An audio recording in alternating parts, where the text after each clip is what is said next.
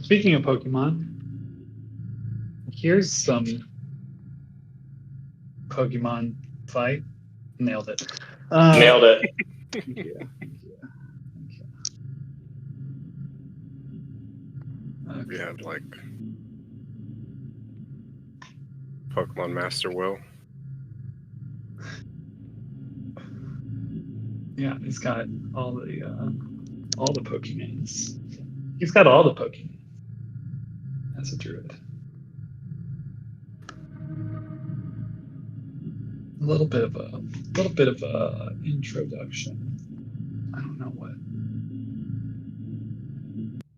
music.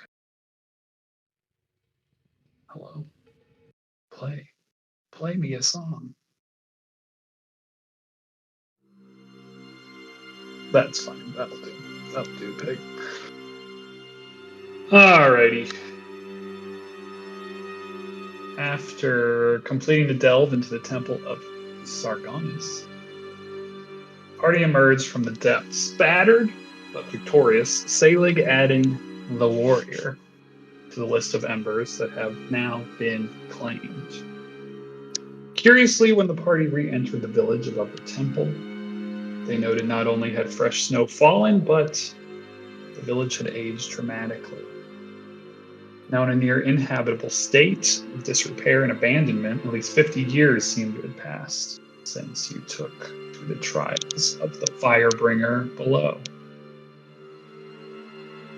After taking the night to rest and recuperate, you'd note the unchanging night sky, illuminated only by distant twinkling stars, absent of moonlight, at least from the view of this small village in the midst of the evergreen forest. It must have been morning by your estimation, but no sign of growing light toward any horizon. You decided to set off in the direction of Greyforge, traveling for less than an hour before coming across another large clearing in the woods. This time sitting in its center, an out-of-place looking tower formed of dark cobbled stone, a single window with a low flickering light within, and at its base a wooden door. Beside the tower, a curious pile of black powder barrels seemed marked with Xerxes' own brand, and a horseless carriage of jet black with what is left of a long decomposed corpse atop of it. You slowly crept toward the tower, shadows hanging tightly to your forms as you walked across the top of the snow with the help of Owl's magic. And that was when the door to the tower slowly creaked open, revealing a knight in cruel-looking plate, a heavy shield adorned with a symbol of Sargonis in one hand, and a sinister black blade in the other, two pinpricks of glowing purple light shining from beneath its helm, and of course two bony wings extending from the back of Torgon, Wrathhunter. As he leaps into action, clearly with the intent to do you all harm. First things first, we'll roll for initiative. Roll.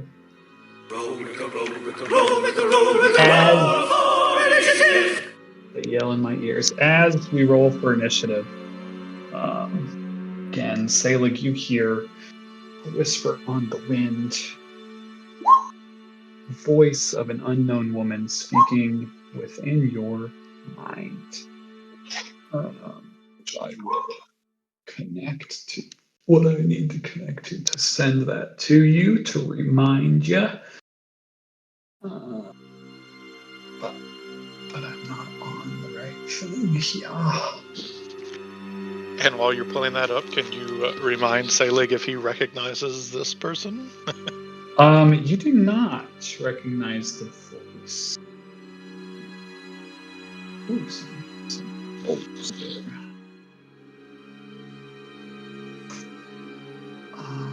Okay.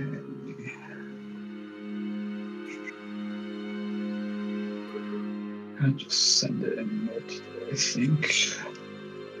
So I'm sure it's not going to want to go in one.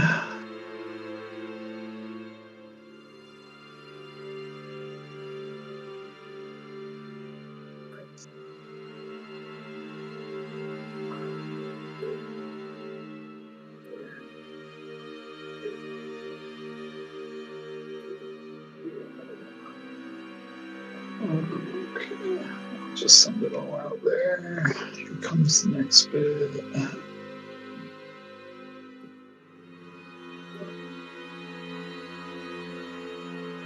Okay. So that is what Salig hears in the chat.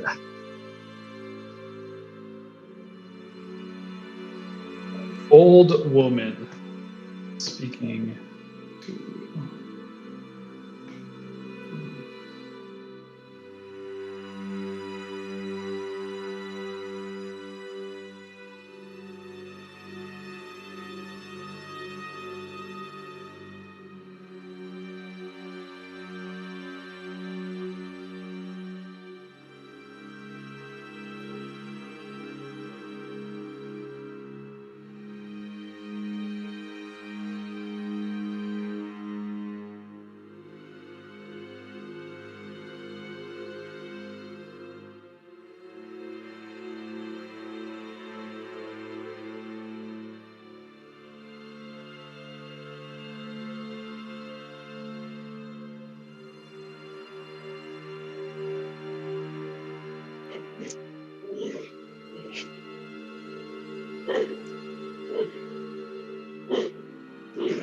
Okay.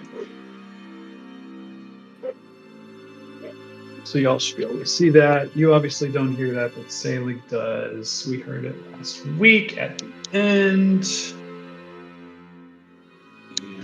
And you guys can feel free to place yourselves.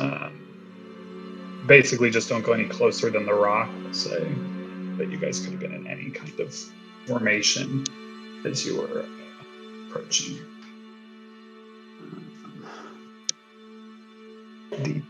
The tower, as you see there, there is no door on the map. Can I? Oh, I almost just. If I use their little doors, does it actually place? Aha!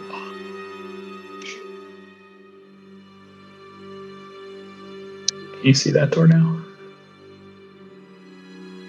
Aha, okay, that's cool. Great, we'll just say it's right there.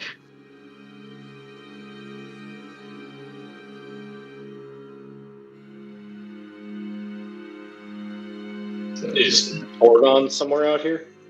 He's about to be, yeah. Okay. Sorry. No, you're good. Hey, dude. Gotta roll as well.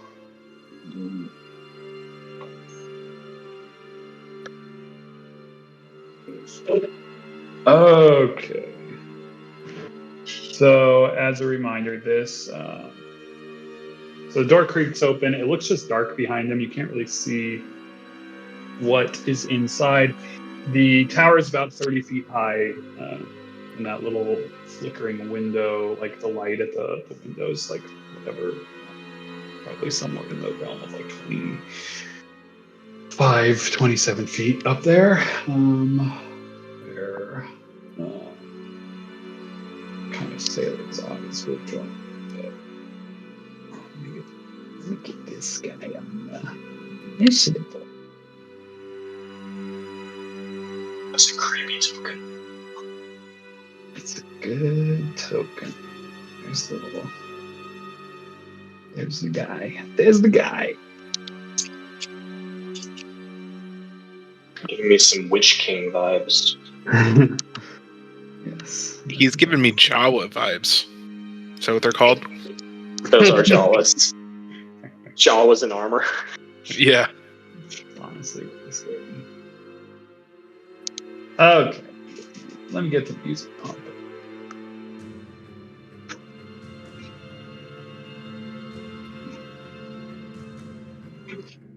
We need the Star Wars music. Da, da, da, da, da, da. Yeah. Cantina music. Right. Okay. Start of the first round. Top of the round. First thing I need.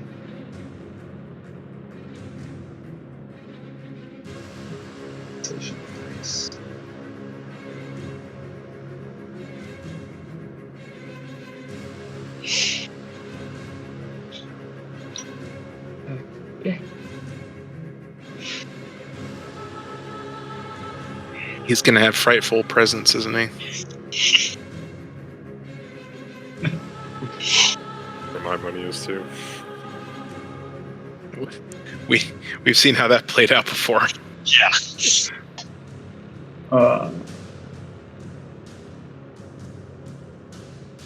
Gildor, I need an intelligence saving throw. Great. In a stunning move, Gildor is proficient in intelligence saving throws. So this isn't the worst dice roll we're going to make. Oh, that's big. Look at Okay, that is good.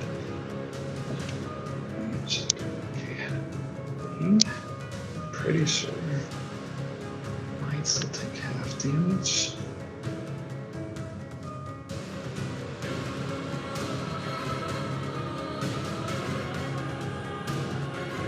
Beautiful.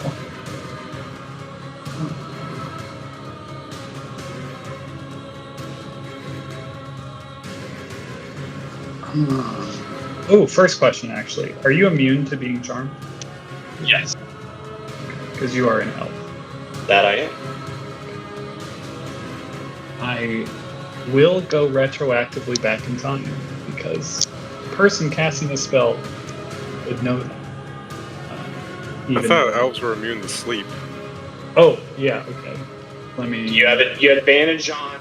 Okay, Advantage so is fine. Advantage is fine, but advantage on saving throws against being charmed, and magic can't put you to sleep. That's what. It is. Okay, so you can't. So anyway, so you would have just been at advantage. That's fine. I'm okay with that. Okay. Because you're the target that would have been the target. Okay, great. Thank you. You are going to take some damage.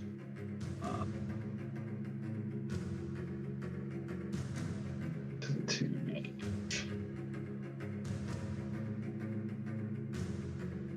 Just see if this gives away anything.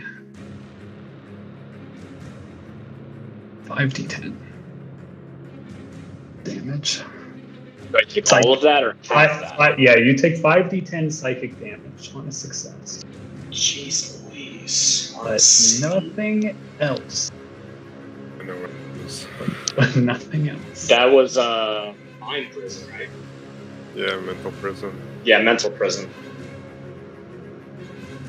That's something. He rolled high on that too. He did roll high. Yeah. Solid 10 and 8 in there. All right, and The good news is I only take half of that. Gildor's turn.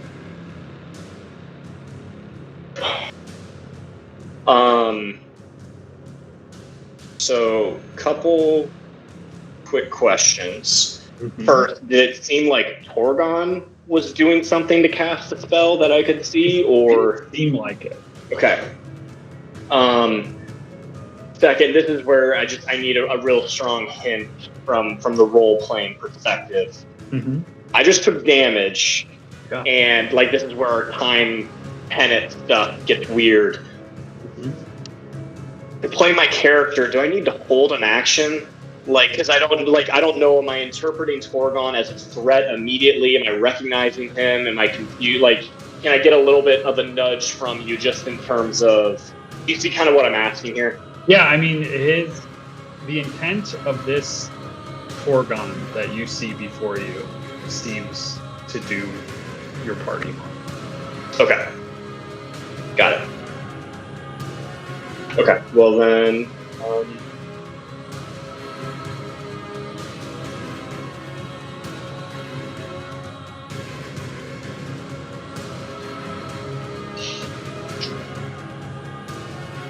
I will go ahead and dude, I will and then the final question. The Torgon I know couldn't cast a spell like that. If I remember that'd be a surprising development based on our journey together. Yes, and also no. Okay. I think. But yeah, I mean, that's powerful for sure. Yeah, okay. More powerful Then than Torgon would have. Been able to. Then I will. The last time you the man. Say to everyone, be on your guard. There may be someone else here. We can't see. And I will fire at Torgon. Does a 17 hit?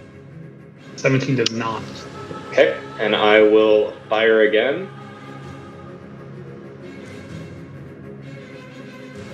So much more sneak attack. Literally feast and famine. How about a 21? 21 hits. Okay. Then I'll do, the 34 points of damage, and I will call out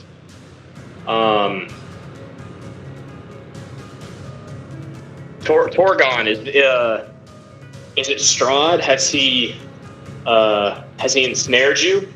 And I will send Neil. Man the myth.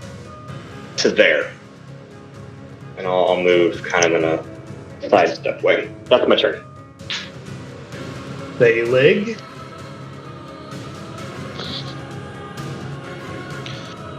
So, the path is through the door, is it? The path to power? The path to my true self?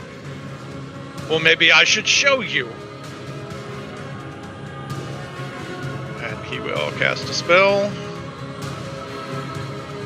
He seems to be talking to somebody or something. But what he is responding to doesn't... Character sheet's taking a second.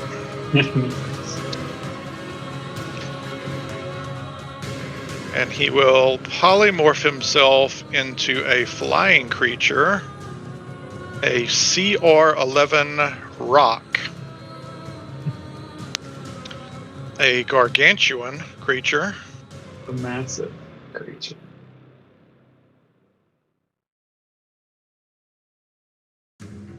and upon doing that, There he is.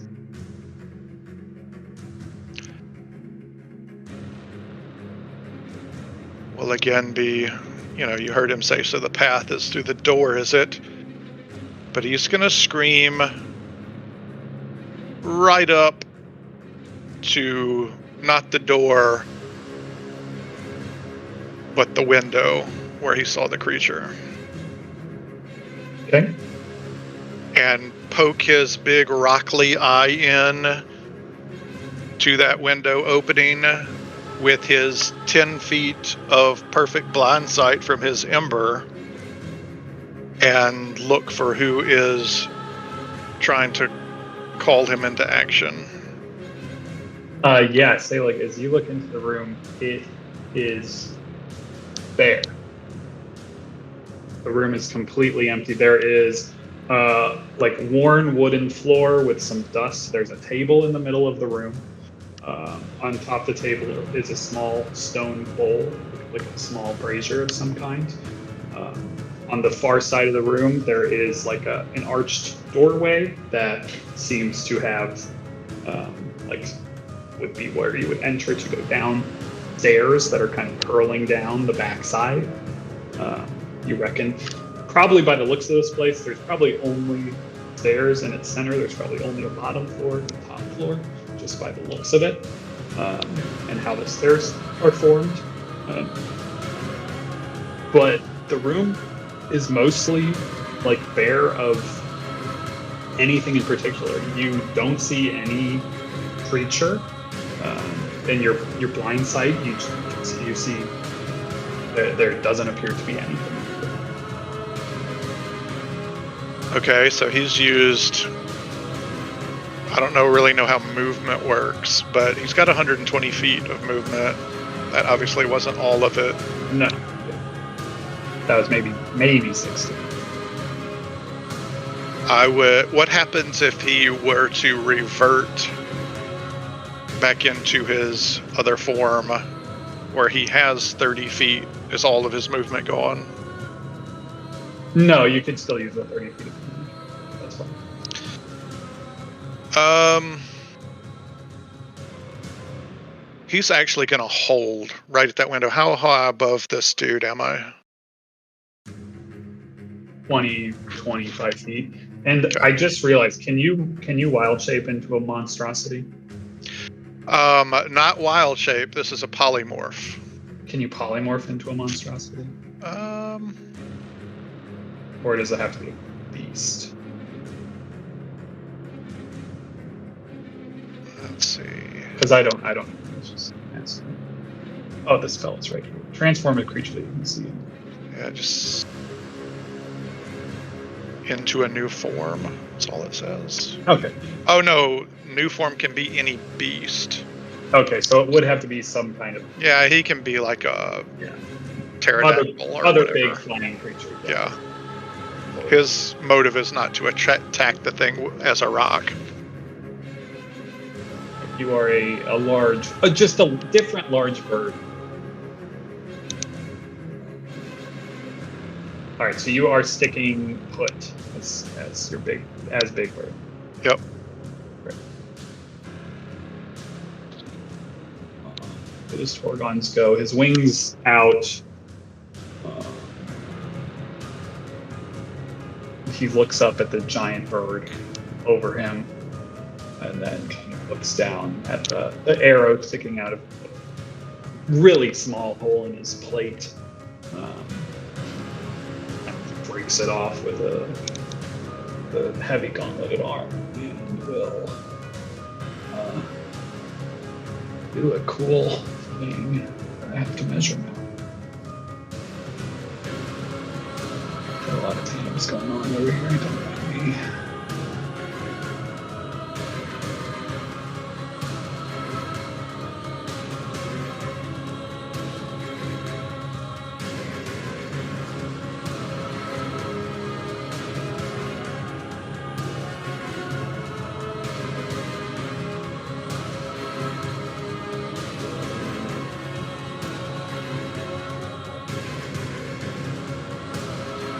You, Gildor. Damn you for moving.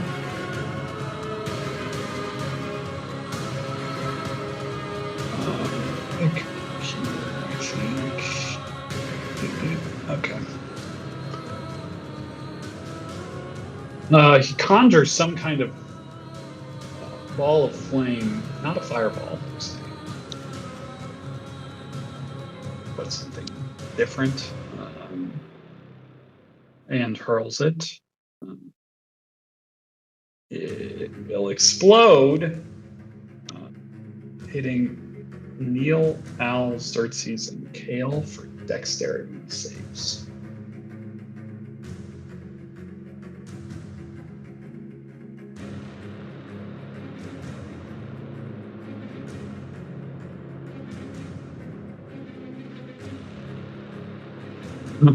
Poor Neil. -1.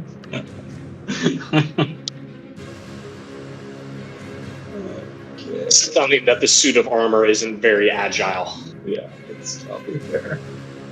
Xerxes, you avoid the Hellfire Orb.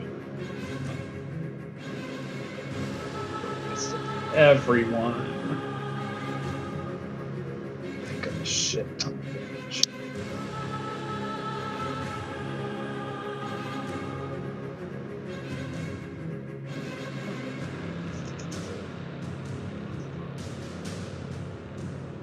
Okay, so the fire damage first.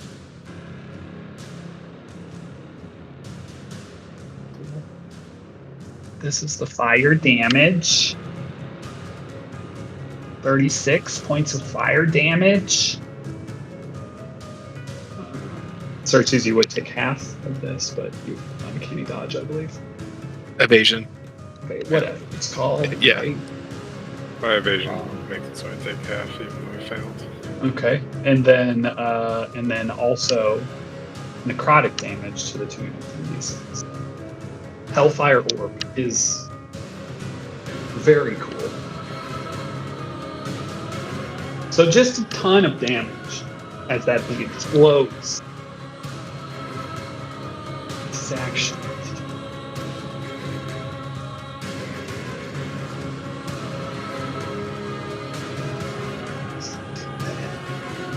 The crazy thing is, it's like Xerxes is made to avoid that thing. Yeah, fire. Evasion, fire, and necrotic. Like, could take those all day.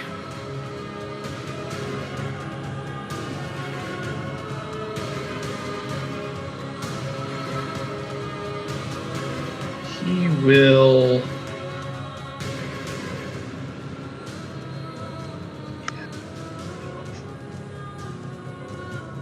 Move.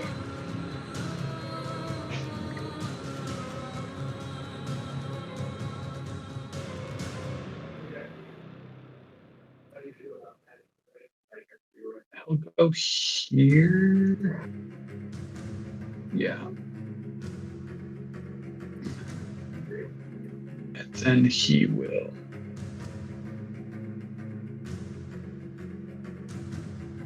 He'll go 50 feet. 50 feet into the air.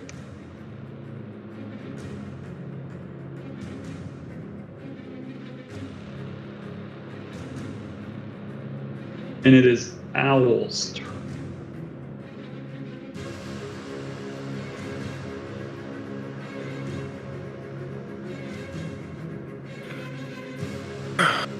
Okay.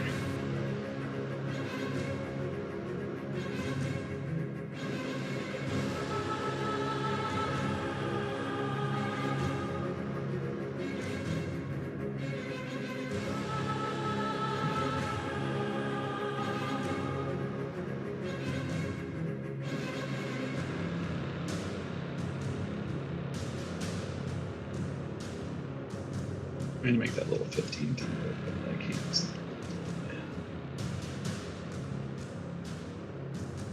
We'll never know.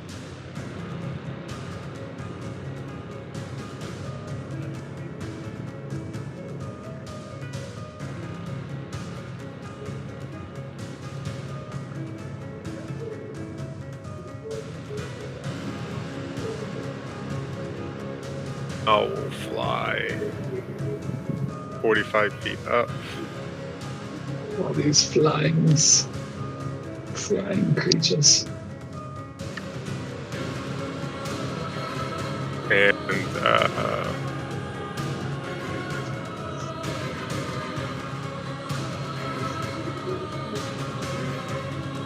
sorry. And cast Shadow Blade from his cloak. And takes the dodge action. Oh. Aerial combat incoming. Dogfight. Kale.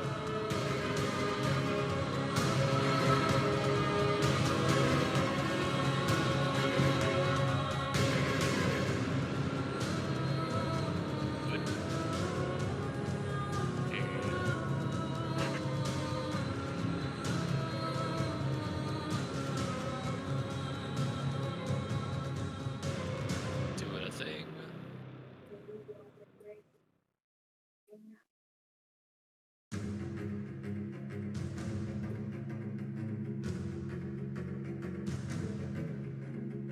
Kirsten Spale.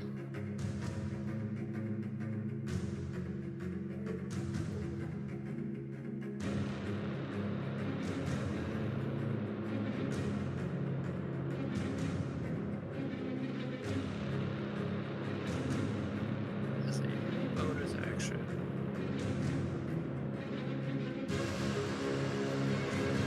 A starry form.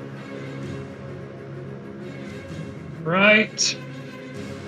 And I assume that is just affecting her body. Starry form? No, Beacon of Hope. Beacon affecting yeah, peaks, yeah. right? Yeah. Just all of them. I don't know how many people. Choose any number of creatures within range. So anybody within 30, and you could have cast Yeah. it when you're So back. if I would, yeah, as I was walking away. Xerxes, Salig, Yep. Owl.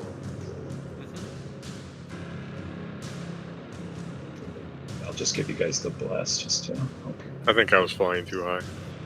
Oh yeah, that's true.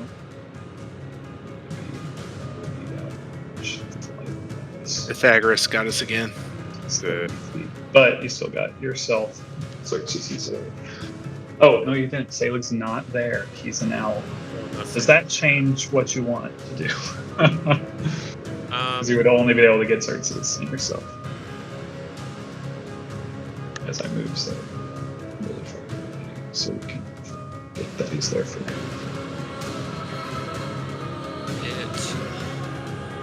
Yeah, because the owl will be too high, so you'd only affect Xerxes.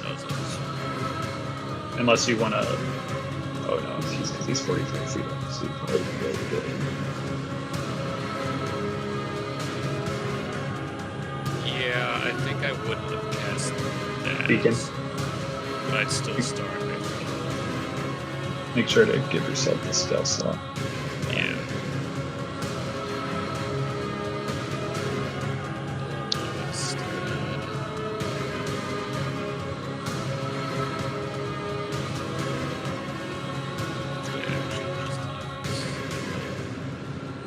Healing on myself. Cool.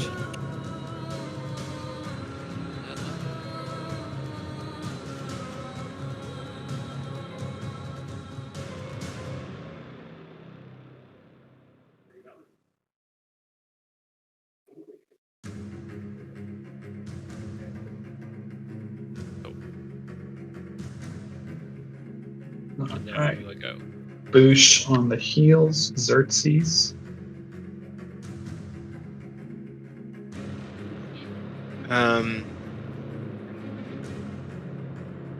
Xerxes will call out to Salig, yelling,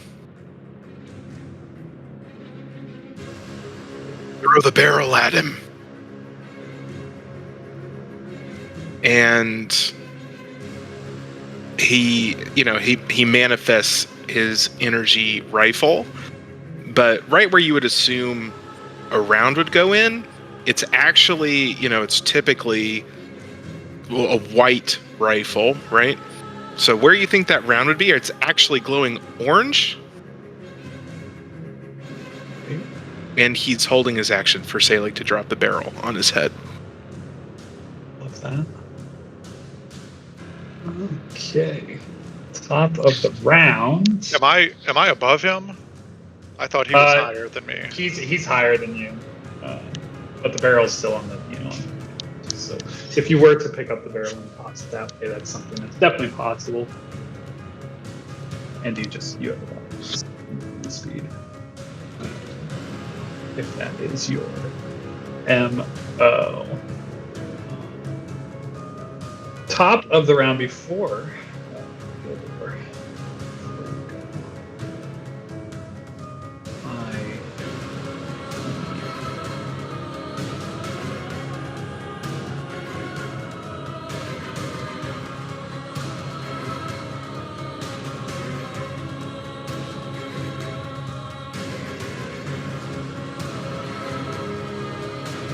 Nothing. Gildor, it is now your turn.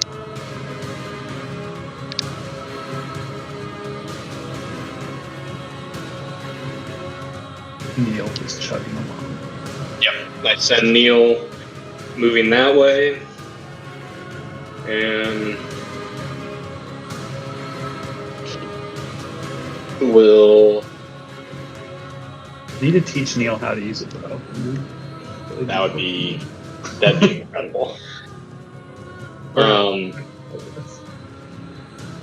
I will just shout again, Torgon, snap out of it. Hit? Yeah, that'll hit. Okay. And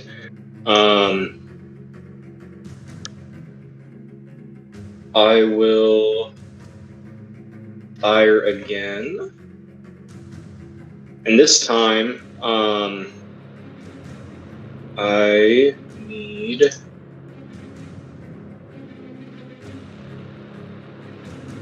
nothing, technically, I guess. It's just gonna take... He's gonna take...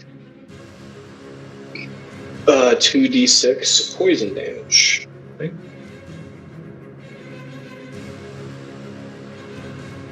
As vines shoot out from the arrow where it pierces the armor, and he is surrounded by poisonous brambles and vines. So. And then I will move there.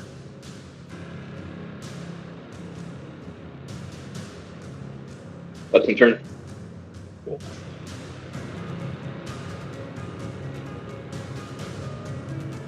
All right, Salig. Well, unfortunately, as much as Salig would normally want to pick up the barrel and also all of the gunpowder at once and drop it on this thing, this is kind of a play your character time. He's going to get into that window as far as he can, like secure his talons on the inside and drop his concentration and go through the window.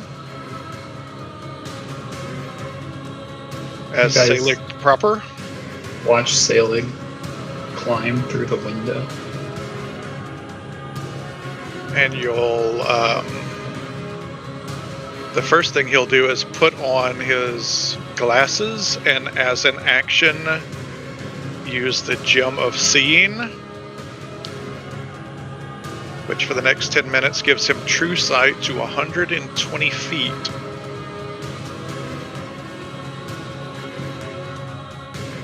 And you'll hear him yell out, "How can I join you if you won't show yourself? Who's pretending now?" Does he see anything? So as Salig climbs through the window, and you can see him go in there and start fumbling around with the gem, pulling it up to his face. And from your position, like everyone's position, you see him like pass like behind the threshold of the window a little bit, just out of view. You assume you would see him walk right back into view, but you don't. So maybe Salig has walked off or something. You also don't hear him yell. Salig, as you put the gem on and start looking around, you're yelling, and as you turn around, you no longer see outside the window the forest, the trees, the snow-covered ground. You don't see Gorgon flying there. You don't see Al approaching with a shadowy blade. You don't see anyone else on the ground watching this happen. You just see a starry night sky. It looks like one of those really dope ass NASA photos, like a purple and galaxy just swirling and all these twinkling stars. That's what you see outside the window. As you turn back around, sitting on the opposite side of the table from you is an old woman.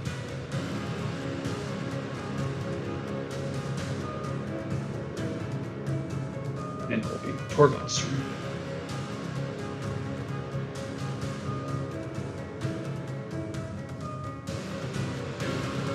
He will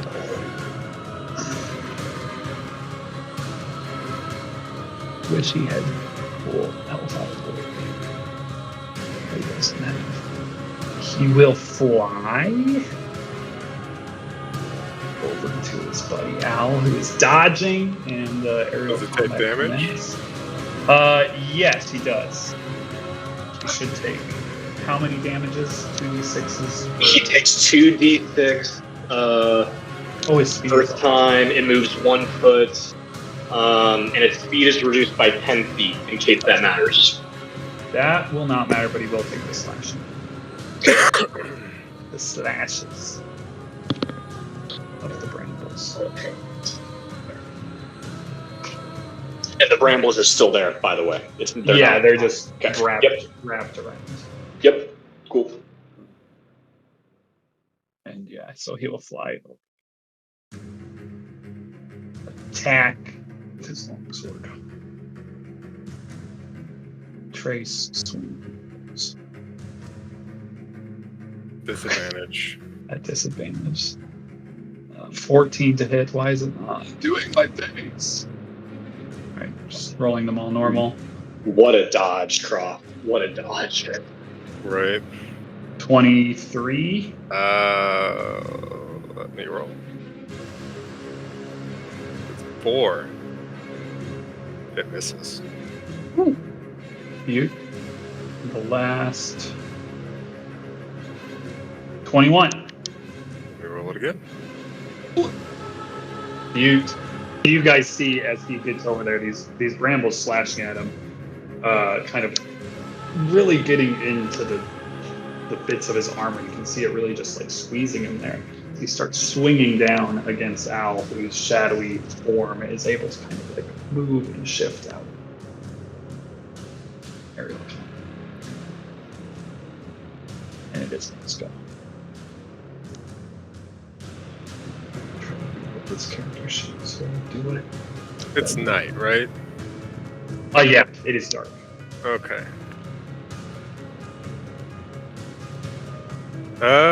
Al is going to shadow step 10 feet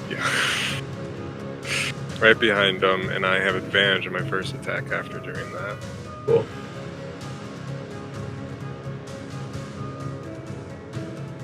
And dab with the Shadow Blade for 28 to hit. That will absolutely. And it needs to make a Constitution saving throw.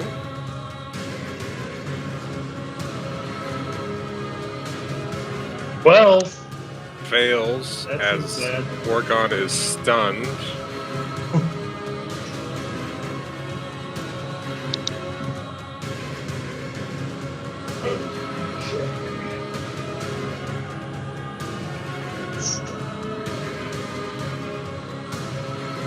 Flying is just so fun and also so dangerous.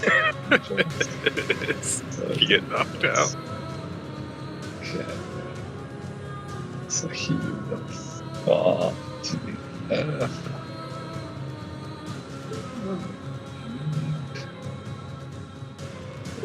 For every 10 feet, so what we have 4. Is it over 10? Does the first 10 feet, do I add the 6? Yeah, if it's... So it's 5d6. Yeah, it should be 5d6. Yeah. So he takes 22 points of bludge when he impacts the earth. And he makes some imprints in the snow, which there haven't been any of those. Fly down. Stabbing with his needle of matrons this time. And advantage since he's stunned. Exactly.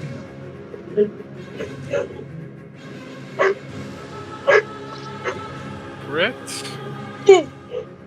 Nice. Let's go. 29 to confirm. Yeah.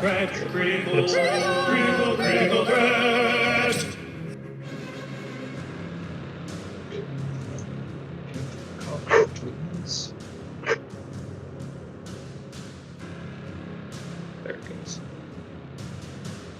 Nice. So 28. Right? 14 times 2. Yep.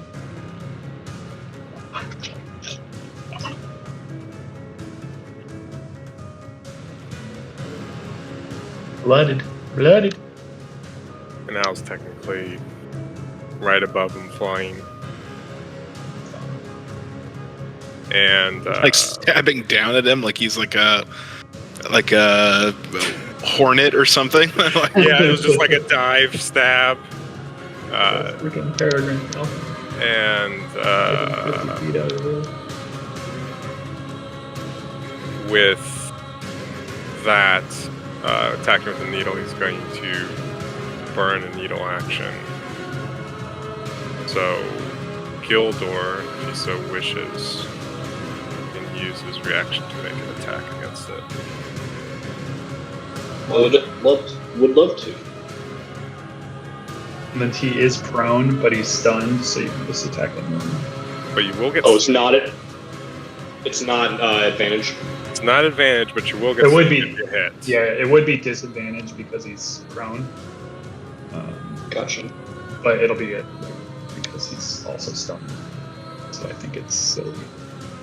Like he's a harder technically to hit. But, 21 does hit.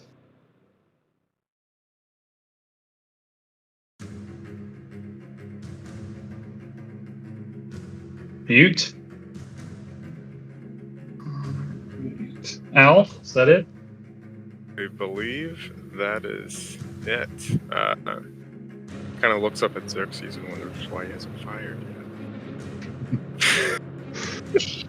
So unlike you, Xerxes. Kale. Shoot up! you know, guys, maybe we should give Peace a chance. You know, maybe this guy just wants to talk. Like, have we thought about that? Like, maybe he doesn't want to actually fight us. Maybe it was just accidental hellfire. Oh, you ever just got an accidental hellfire before? Accidental hellfire orb. Who amongst us hasn't preed hellfire before? Like, it happens. He's going to run up to the tower where Salig went in, because I'm pretty sure the boys are okay out here with our stunned whatchamacallit guy. How high off the ground was the window Salig went in? The window was 25. You are standing in front of the door at the base. Oof. That was 40. 5 feet short, that's very sad. Wait, does climbing count as movement? Correct, yeah.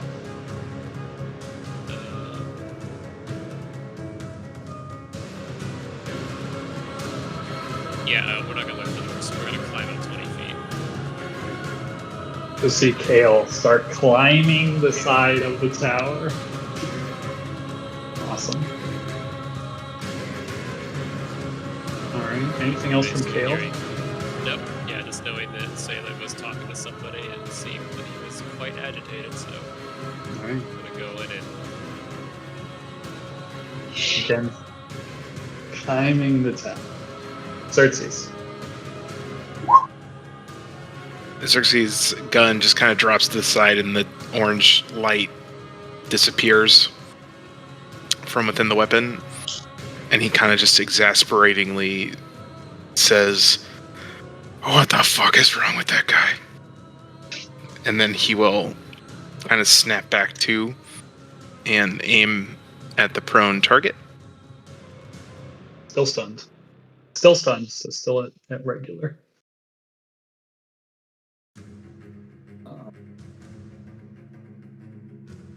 24 hits. 17, 13 does not. Garbage. But the demo, at least. That's it.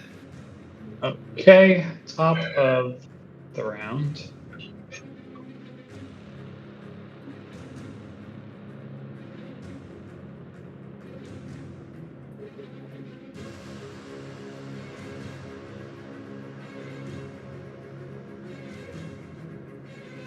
Gildor.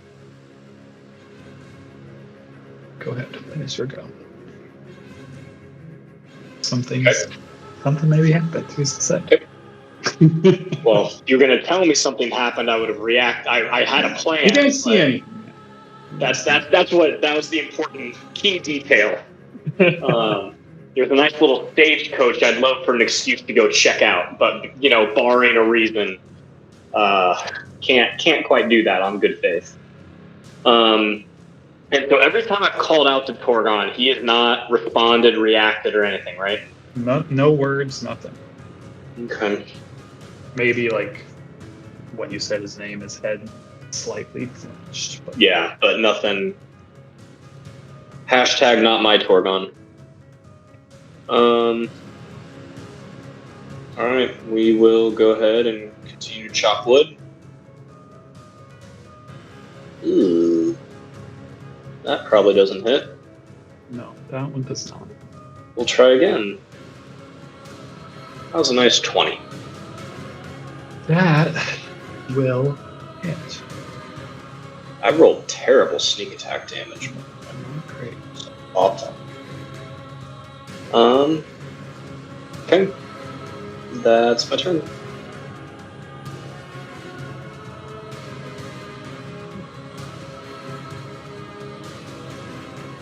Salig. Behind you is a sea of stars. Looks otherworldly. Shimmering purples, reds, crimson, and all these twinkling stars. And as you turn, there is a woman sitting at the table.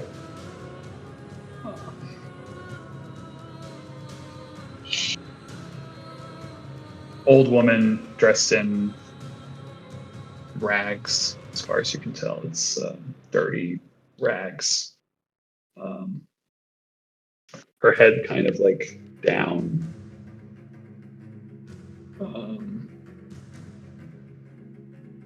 She slowly lifts her head up as you're starting to call out. Welcome. Please have a seat. She motions to the table. Chair on the other side. Yeah, he'll do it.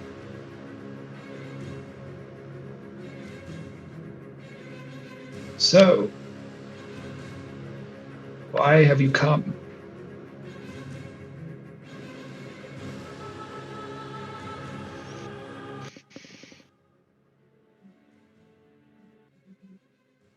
Why have I come to this tower?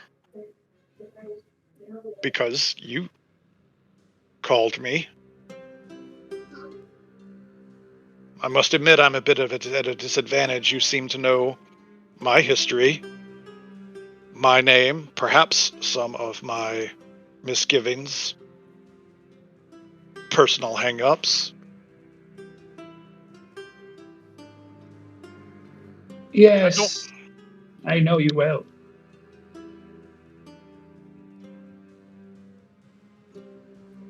And you speak of the Soldanus. Very specifically, you say you see what he has done to others around me before. So why don't we start at the beginning of the important and have a little chat?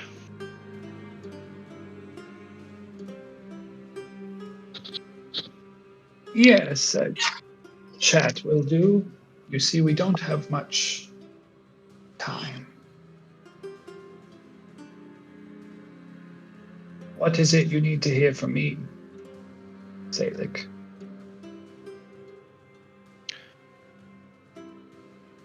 Who within me is the pretender? Who is the true self? Where is the power found?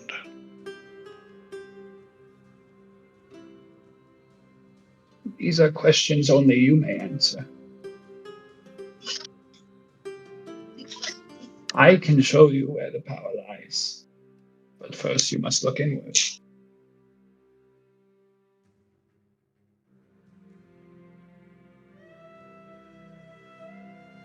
You know of the muster, the preparation necessary. You think I'm not ready. Correct. The master approaches. In the end, only 12 will stand. Do you think you are ready to do what must be done to be one of those?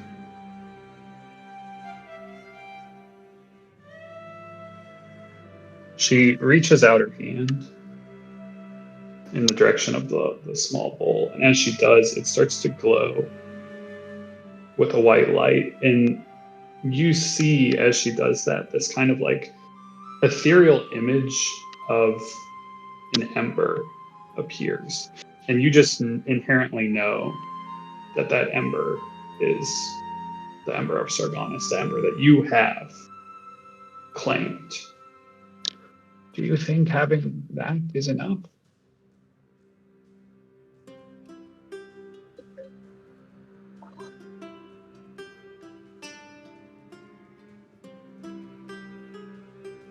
I don't know everything about how the muster will play out. But here's what I do know. I know some of the other 12.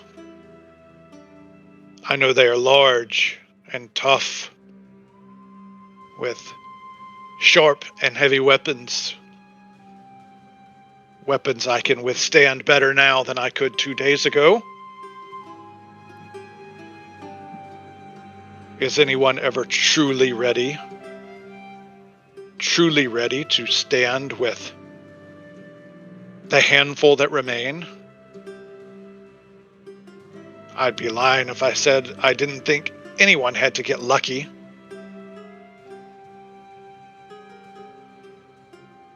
But I do feel torn in two, and I suppose that is what you're here to talk to me about.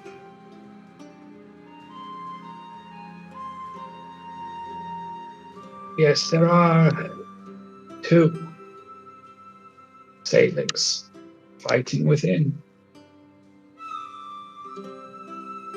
As I said before, one must be cast to the side. One must be embraced. She backs up, kind of the table, and like slowly sits upright, like very slowly, like body shaking. This is an elderly woman. She begins to kind of like walk around the table towards the window, and she's just like, you can see like within her hood, her gaze is outward into all these like twinkling stars.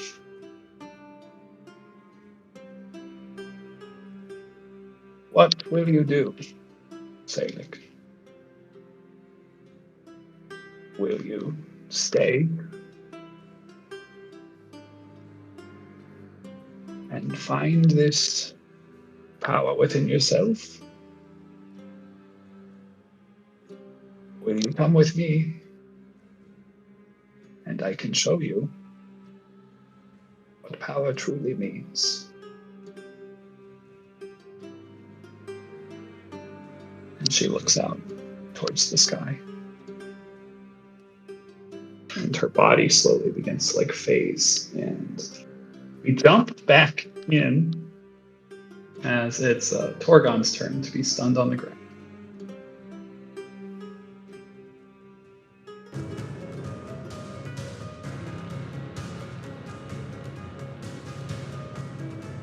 He does not save, correct? No, it's until the end of my next turn, I believe. Yeah, till the end of my next turn. Owl. Gonna stab a bunch.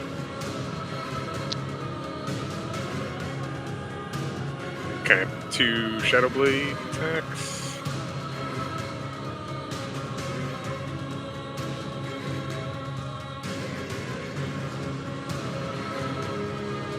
To hit. Freaking Moodley.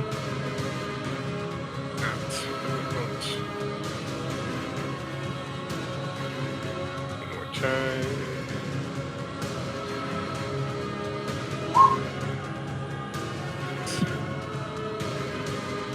Anything to help that one out? I burn a key point and flurry of blows on it.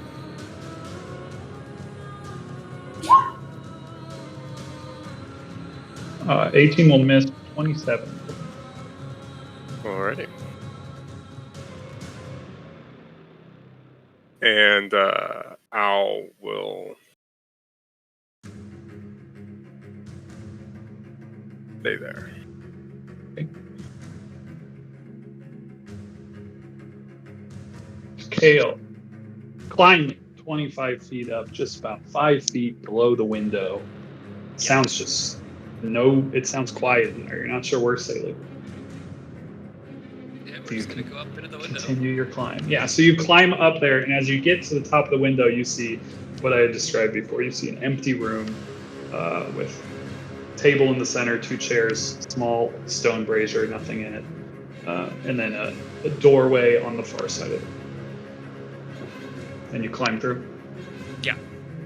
Yeah, so you climb, you can absolutely in the room, and Cool. you are just in an empty room. Is there anything in the brazier that would burn? No, it's completely bare.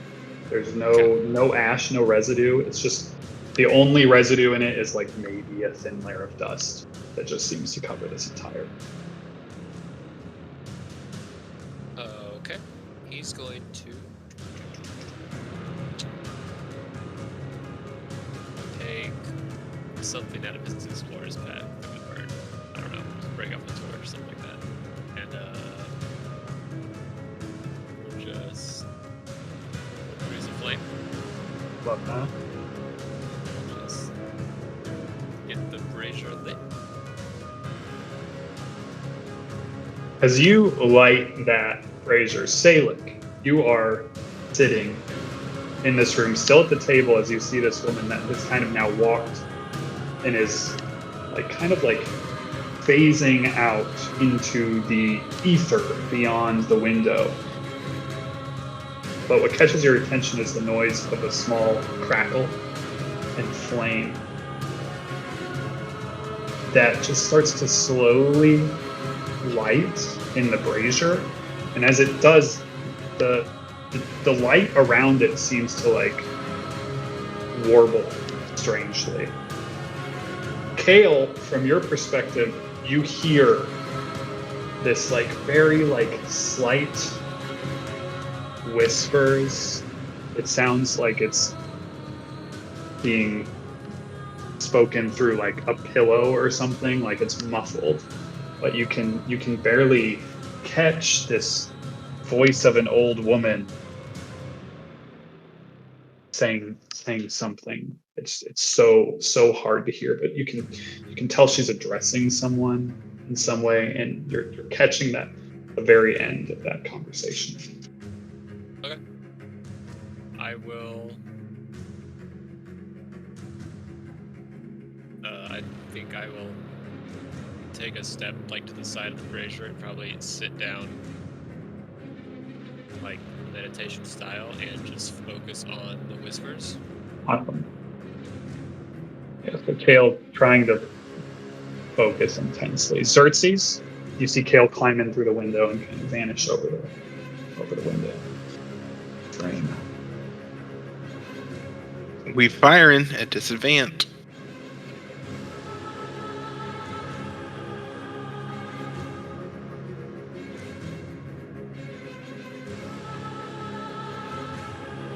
The 23 will hit.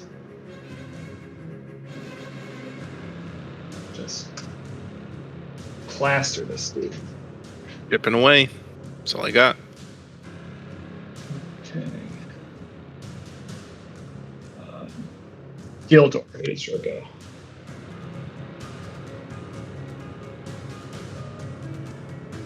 Nothing's happening, I'm guessing. You don't see anything happen other than the shooting of the man on the ground. Cool.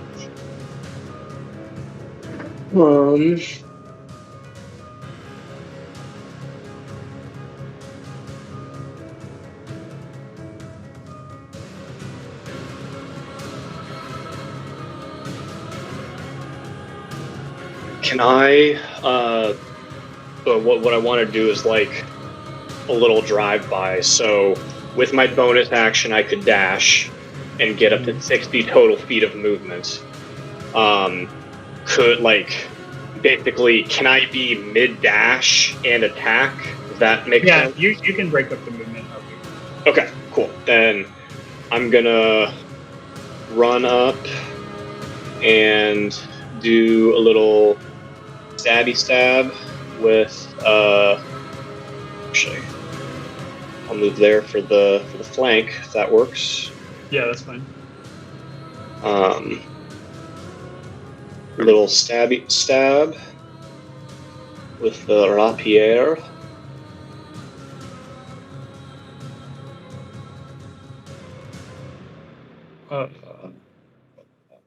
Okay. He will parry the first one away, but the second one you stick it underneath his arm. So then You need to add the damage on the second. On the sneak attack. Mm-hmm. Yeah. Okay.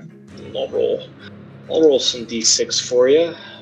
Yeah, so he parries that first one away, but you quickly get it under there. And basically the same. 15 points of damage. Does and then act kill him. Oh.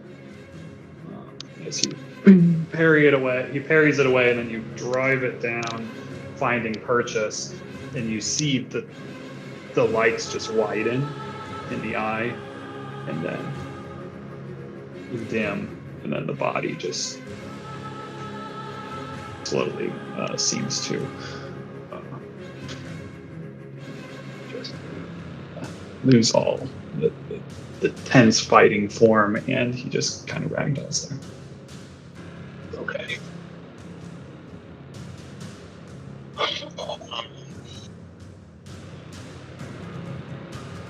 I'll kind of finish my movement there and just kind of look at Al and Xerxes. Hey, do y'all have any idea the fascination with this window? And I'll move there. That'll be my turn. All right, Salig.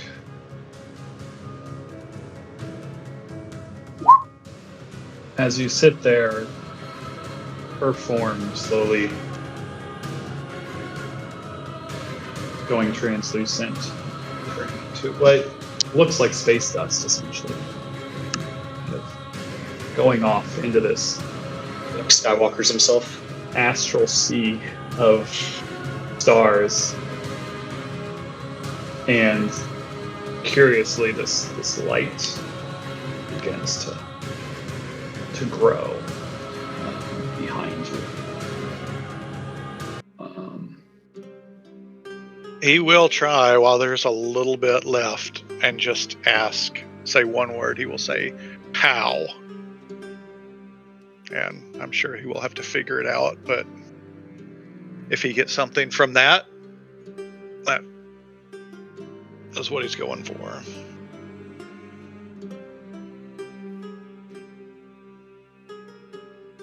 Hale, you hear Salig say how in this moment. It's much clearer than the previous voice was. It's almost as if there's someone like sitting across this table in this empty seat from you, that Salig is sitting across from you.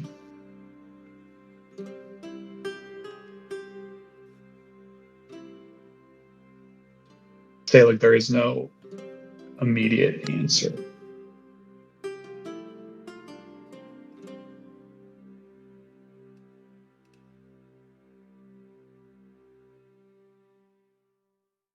What happens in this room?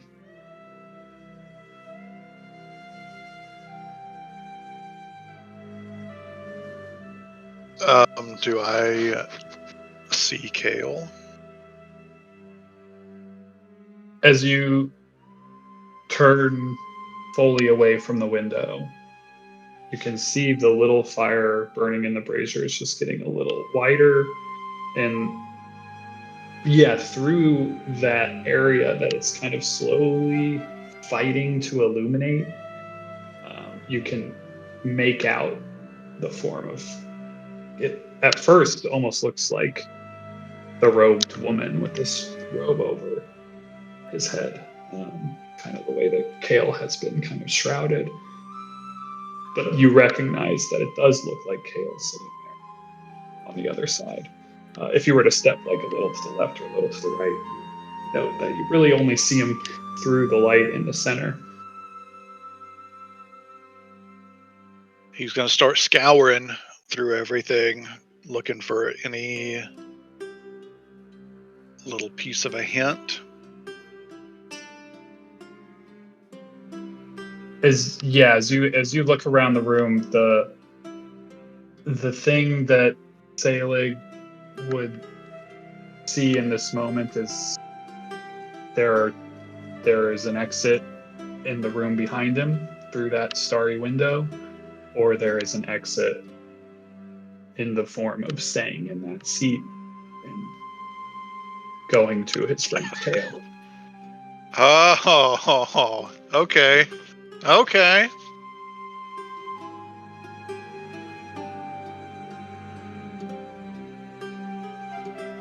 Let me... Does Kale?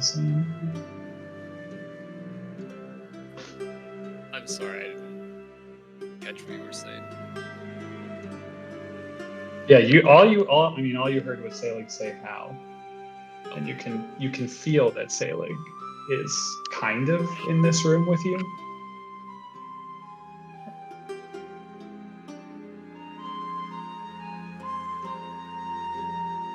I don't think he would.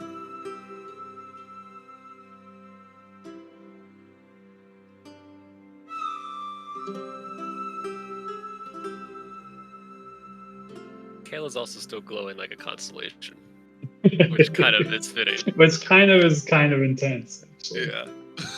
He's glowing like a constellation, all robed, sitting down on the other side of this kind of almost portal that he has created to the realm where you previously were with your friends, where you know Xerxes to be, or with whomever this woman that claims to know so much about you has now gone. Salig doesn't feel, obviously he doesn't feel completely compelled to any members of the group other than Xerxes to kind of do whatever, and but he does want to at least kind of let Xerxes know what's going on, and so he's going to, the best he can, if it is possible, he's going to cast a spell, Conjure Animals, and try to put it through the veil of the burning brazier. And it will be one large, tame, brown bear that looks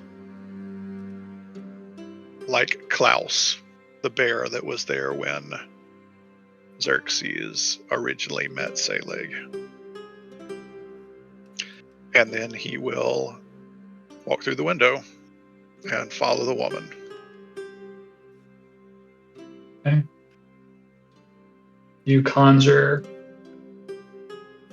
Klaus, or a fey creature that looks like Klaus, probably with the name Doug.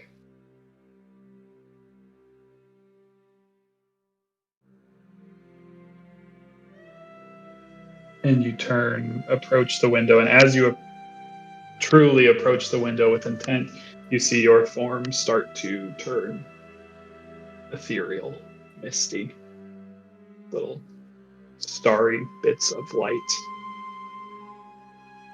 And you feel it kind of pulled.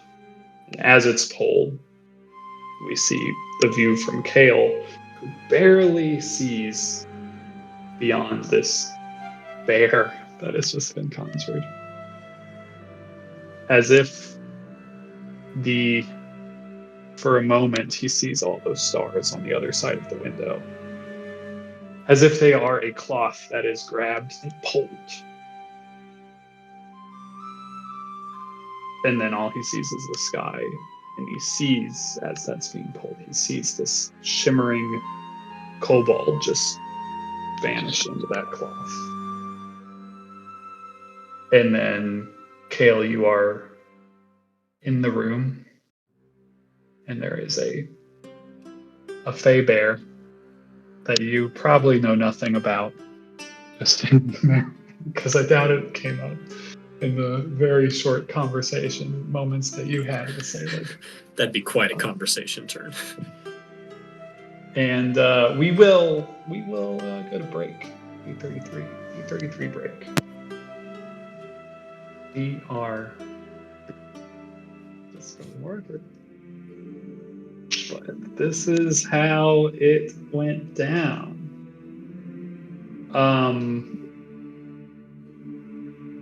Kale is now in the top of the tower with a bear. As one does. Salig is seemingly gone.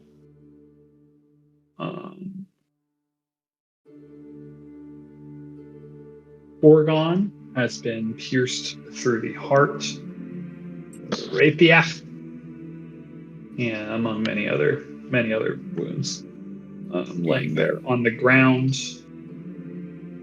And as we jump back in, the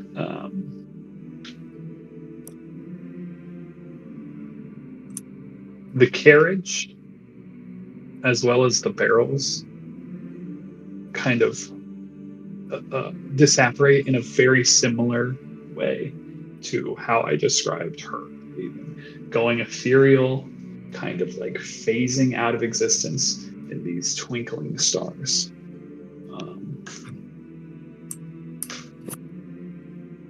And I wish I could make that 15-foot icon that is just stuck on the map disapparate the same way. I can't. Don't know how. They need to there should be a button that says get rid of all your measurements. Kill all measurement button. I should email them. Maybe they'll listen. But that is where we are. The party is currently standing around the dead rat hunter. As one does.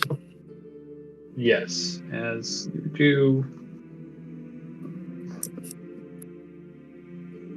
Over the course of the next, minute or so, Neil will regenerate all his health.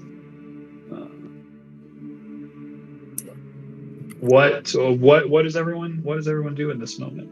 Kale, you are the one who kind of witnessed, sort of, through kind of through a kind of veiled portal that you almost made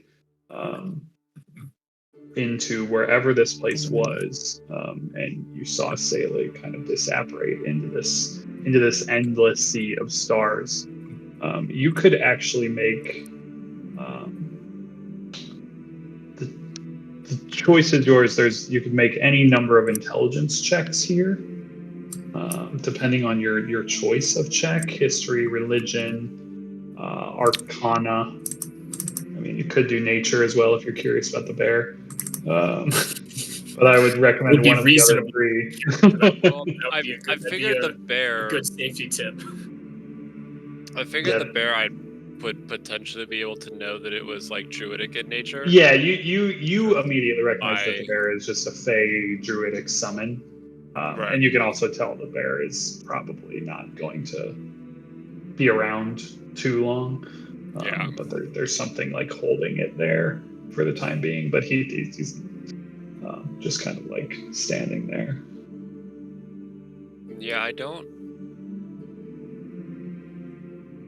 I don't know, because being like a stars druid, like the starriness and everything, is of course interesting.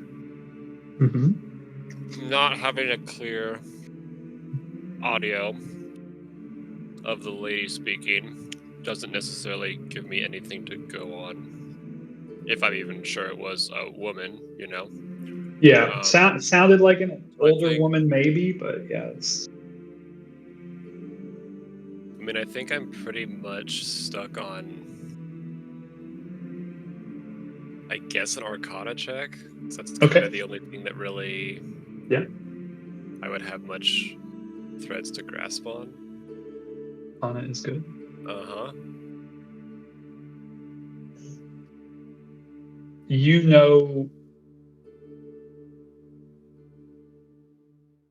know what you saw was not the night sky of this realm. Okay. That is obvious to you, based on what you saw, who you are. You're not sure if Salig went through a portal or what, but you think that he is, that was not the night sky of this world. Yeah, I think with a 9. Oof. Actually, it Unless. might. Give me a second. I can use. Can add a d6. It's a thing I haven't used yet. Okay. 14. Cosmic Omen, fittingly enough. Good. So I have wheel right now because I rolled an even at Okay. the start of our day. That's cool. Yeah, I think with all that, you recognize the astral sea when you see it. Okay. And that was the astral sea of stars. That was another plane of existence altogether. I'm not sure about this voice that was calling from the sea of stars. You don't know who Salig was talking to, outright. At least, maybe you have some thoughts, but you just don't know. No. But yeah, I mean, you think he's passed through to another realm, another plane, the astral sea, somehow,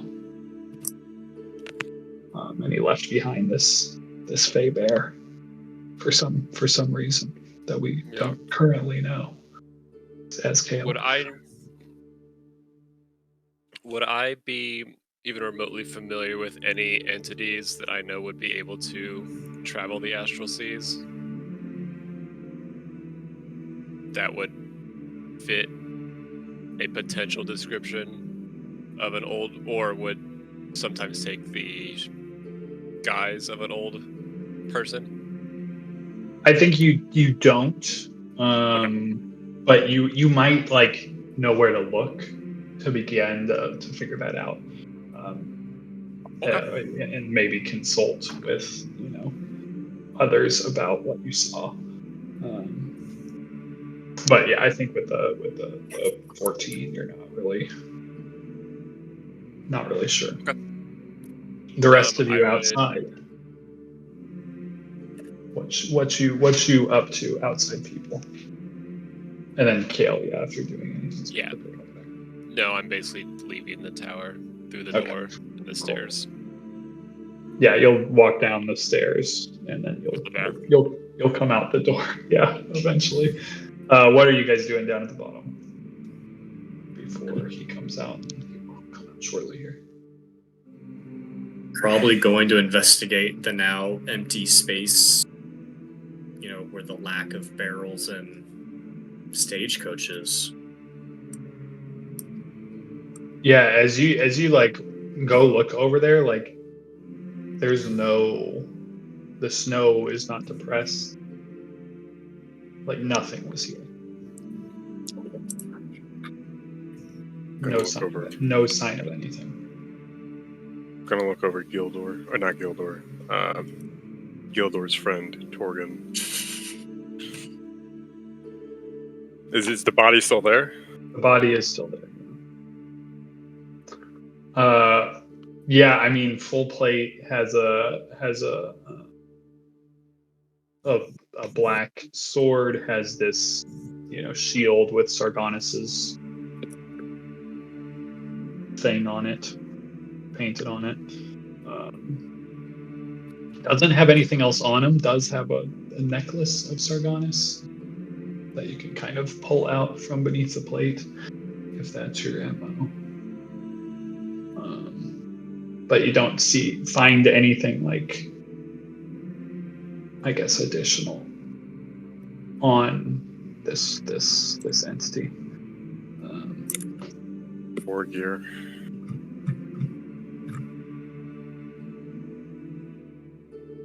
Gildor, Yo. why have we run into your old compatriot twice now? You are asking the right questions. I would love to give you an answer. I am just as lost as all of you are. I can assure you of that. I am majorly confused / freaked out. What was the last thing you remember about Torgon before the last time you saw each other?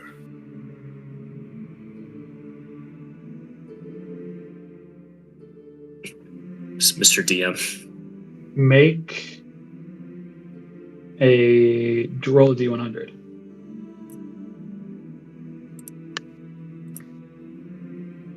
Great number. Huge. Huge. Um, I was thinking prime number, and that's what we got. the last thing you can truly remember, a few things. The last thing you remember is the vision you saw. What you now know for sure is the gauntlet that this guy was wearing, grasping the end.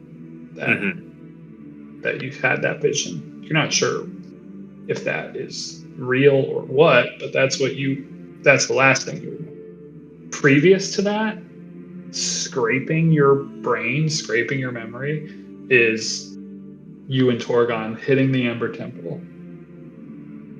and then getting the fuck out of Barovia. That's the last thing you remember. Okay. Yeah, I'll tell a condensed version of that. I had a vision of him holding Salig's Ember, but obviously it was just a vision. Salig clearly got the real Ember, and before that, it was before I guess before I stepped into my new role as a time traveler, whatever you would call me, time hermit.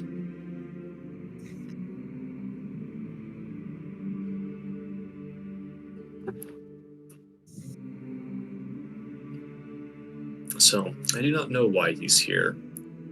I was worried that that carriage was very reminiscent of the first foe we ever fought together, a vampire, but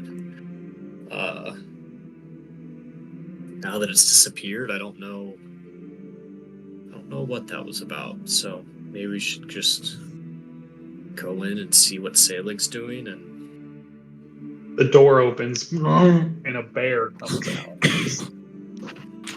Just wandering out. Behind him is Kale. The bear, Xerxes, does, almost to a T, resemble Klaus, though Klaus obviously was awakened. This bear seems more natural, though it does I think you maybe can tell it's also a summon. You've seen Salig do it a number of times, and it does slowly seem to navigate towards in your direction, not aggressively, just kind of padding over. I kill the in your bear. direction. Ah!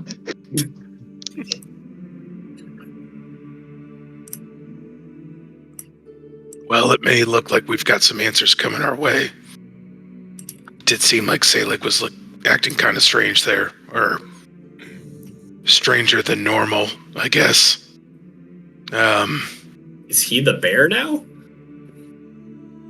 No, but he could be if he wanted to be. Let's see what answers this bear's got. And Xerxes will walk up to the bear and say, well, what do you got for me, Klaus? Or whatever you call yourself.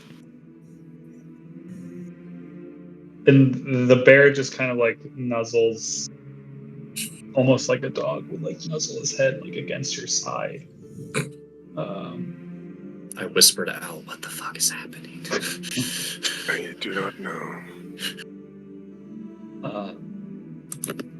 And it kind of like turns to Kale and then like looks up at the tower window.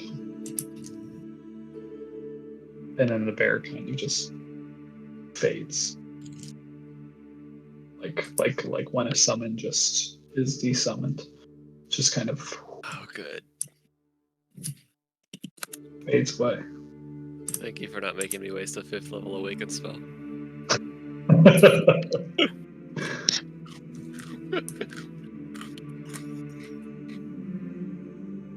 Well, I say, like, Xerxes, I don't think your buddy's coming back for a while. What do you mean? Where'd he go? I can't say for sure. I don't know where he's headed. But by the time I got up in the tower, he was talking with something or someone. But they were on a different plane. I could just barely make out their conversation. Really, I could only hear Salig. But I caught a glimpse right before he dissipated, and he was following someone or something into the astral sea.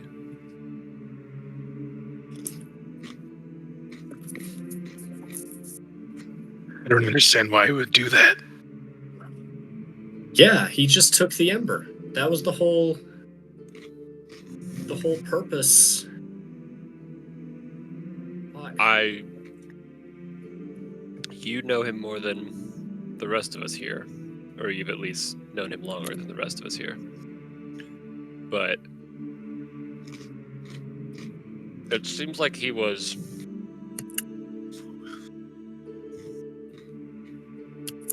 I don't know if he was looking for something. Maybe trying to prove something. The last thing I heard him say was he asked how. As if something was leading him to something else. And then, based on his outburst before he went into the tower about proving his worth or showing his true self, that sort of thing, it's possible he was being goaded. And it wasn't actually something that would be beneficial to him.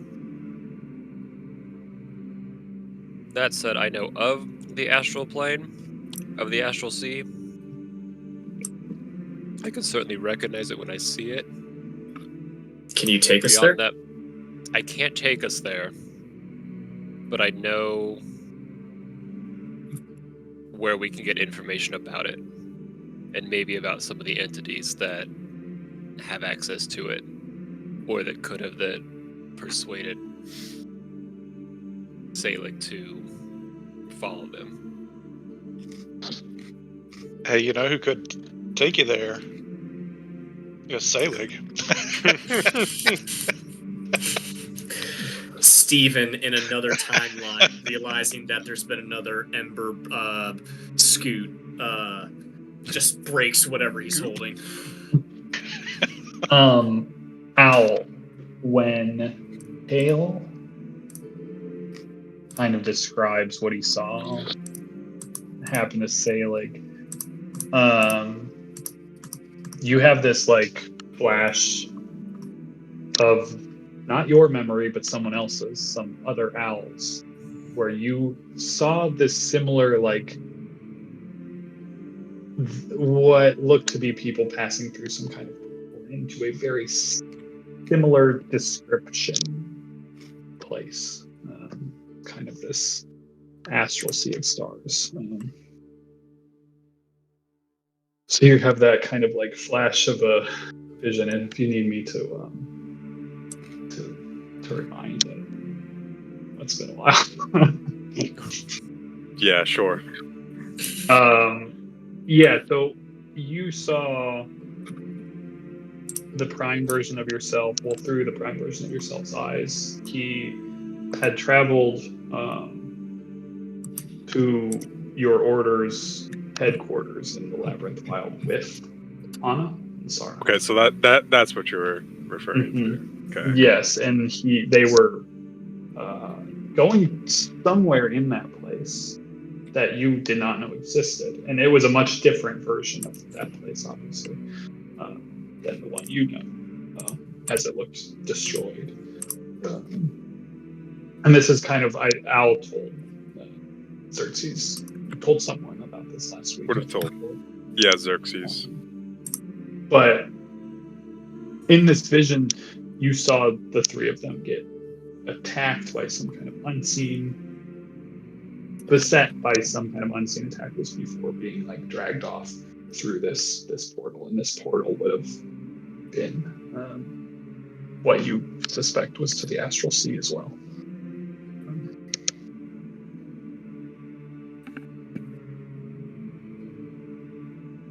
And I won't make Al make a religion check because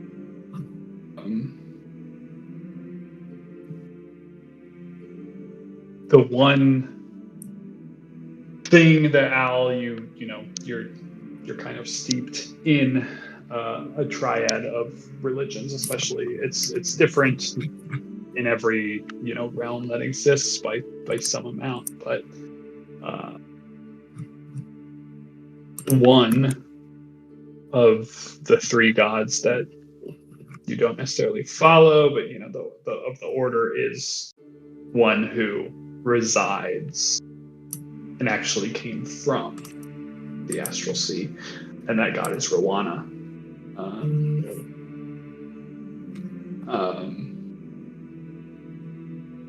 She is the god.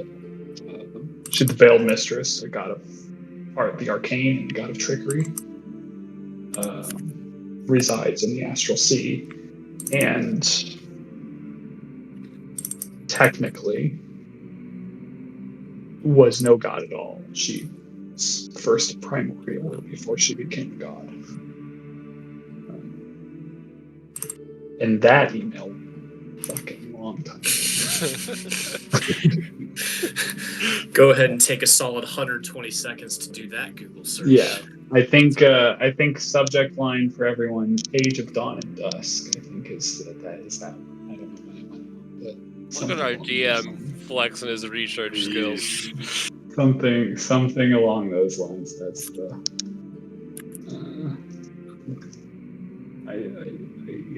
I think that was.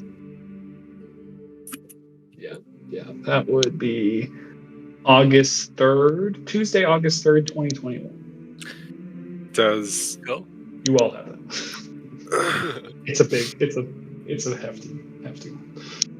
Does Al know what like the visage of Rowana typically appears as, or what she has appeared as? Her normal visage is a woman, like a beautiful woman.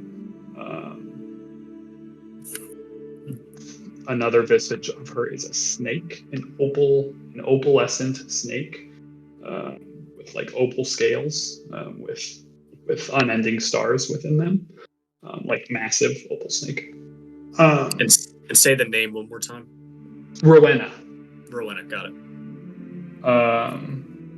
And then the her third visage would be just the like a veiled figure made of stars.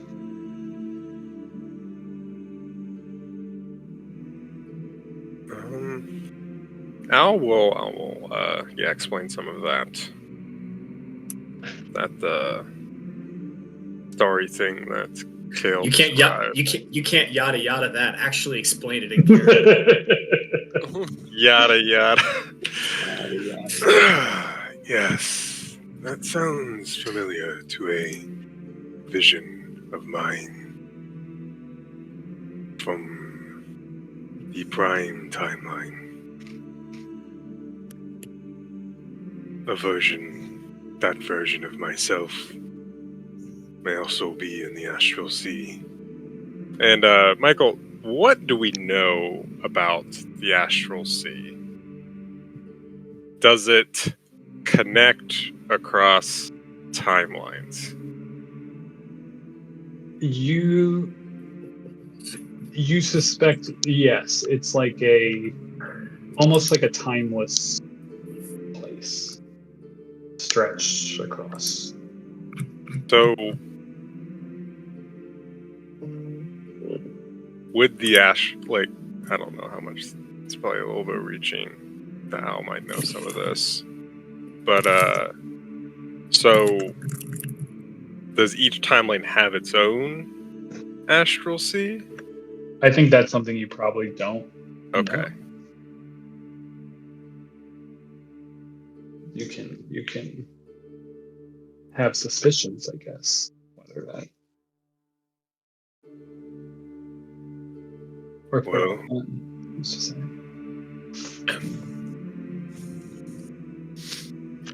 shall we try and find some way into the Astral Sea then? Seems like we have no choice. I think our primary concern is returning to the Prime timeline. This may be the way to do that. How else do we know to do it?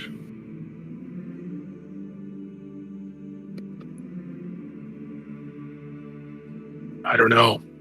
There's 2 Deus Ex Machina characters with us that I thought had the answers.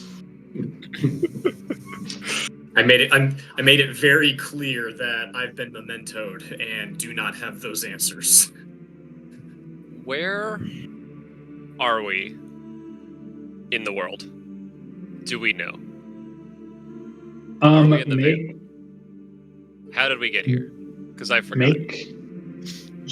So you would suspect, Kale, that we are somewhere outside of Greyforge. Well, because we were Greyforge, and then we went underground, and then we're You back, would suspect, and I don't remember where this tower came from. Yeah, that you're somewhere. Oh, I have this called the Village, which is nice. It's not called that anymore. Oh, here we go. Big. You would suspect that you are somewhere thereabouts. Okay. But make a nature check as you look up towards the heavens, towards the sky, the night sky. Okay. Hey. Powerful. As you look up towards the sky to kind of like pinpoint your location, this is a way that you know how to read the land. This is a way you are quite familiar with the stars. They don't match up with what you would suspect, with where you believe you should be. Okay. And it's not only that they don't match up, they don't make sense. Like So that is not how the stars would align if you were anywhere Okay. on the planet, as That's far as you understand. okay. And there is So still no visible moon in the sky, which is odd. Okay. It's odd. So the funny thing is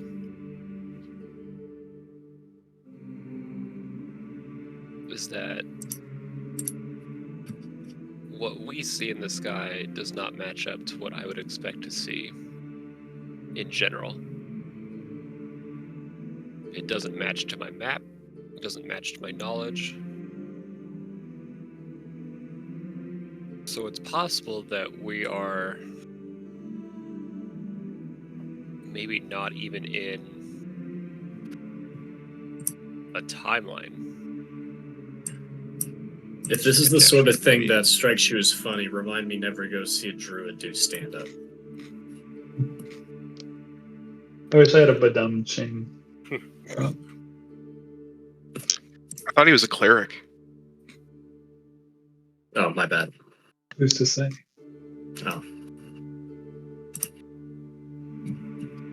The thing is, I know of at least one place that could help us find some answers, but that's halfway across the ocean. In what we would probably call Krizik. As far as areas here,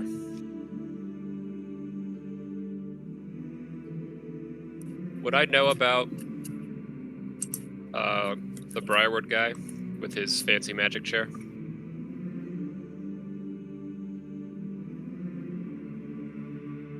I don't know, Dune Dragon? Is that who it is? Yeah, Yeah, that's what it was. I don't know if Kale would know about him. I don't think I would. No, I don't think. I think Xerxes and Salig would be the only two who would. Mhm. Yeah. So, I'm not 100% sure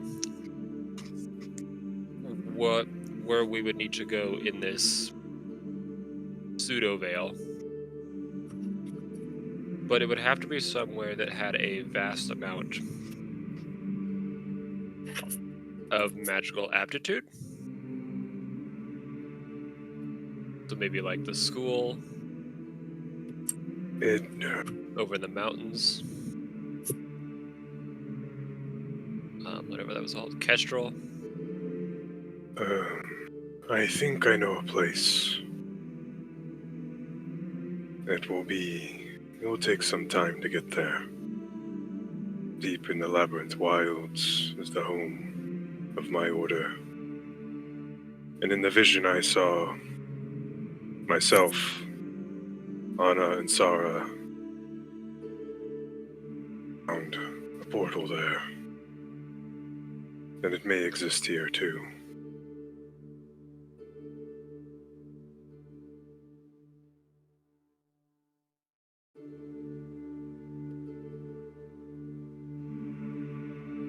Interesting.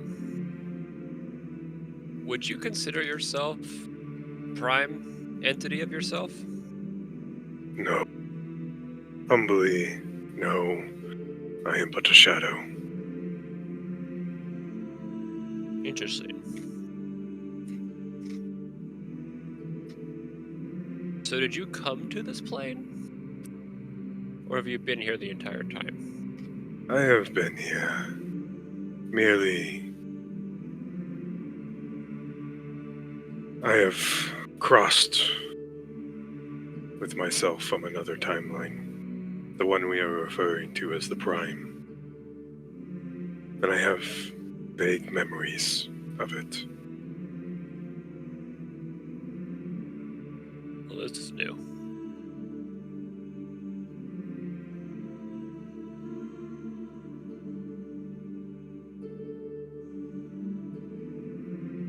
This is how I knew to seek out Xerxes and Salig. Huh.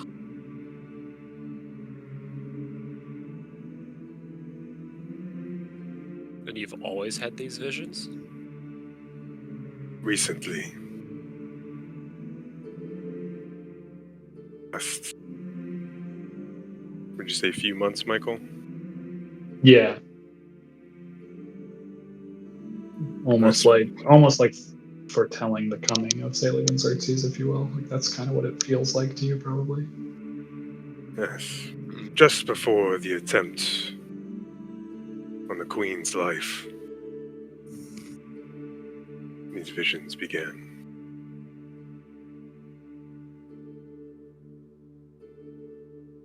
Neat. Well, Yeah. if you are for sure... Yeah? I was just wondering if you found anything of note in the hut or tower.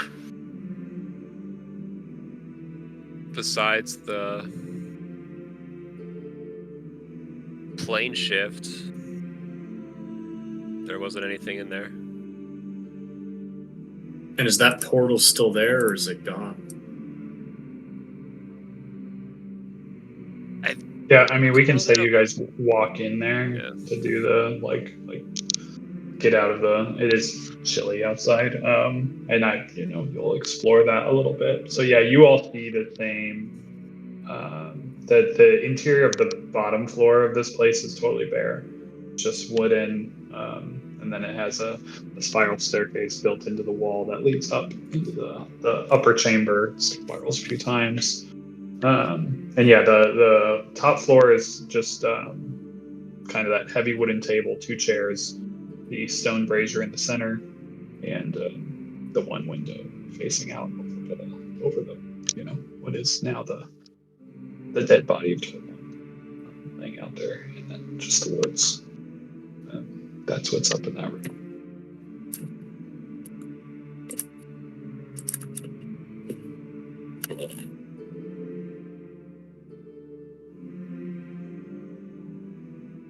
And when the audience sees that,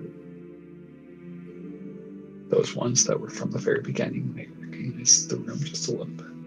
Yeah, it's from episode 1. I got it. From episode 1, Jar Jar Binks.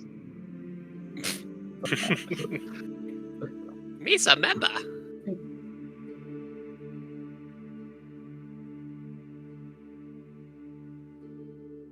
And it seems like our only option is to try and find Owl's portal.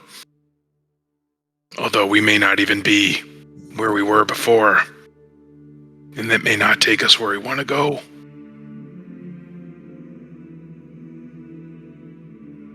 No, but if we're... It's our best lead, because if we're where we're supposed to be, we should be just south of Greyforge still. But we won't know that unless we see the city. I guess the mountains to the north might be a good giveaway. I also don't think I'm super welcome there. It's best we avoid Greyforge. Well, we definitely... Yeah. No, we definitely don't go in Greyforge. Just need to get our bearings somehow. Just to find a landmark. Because I too have abandoned my post at this point.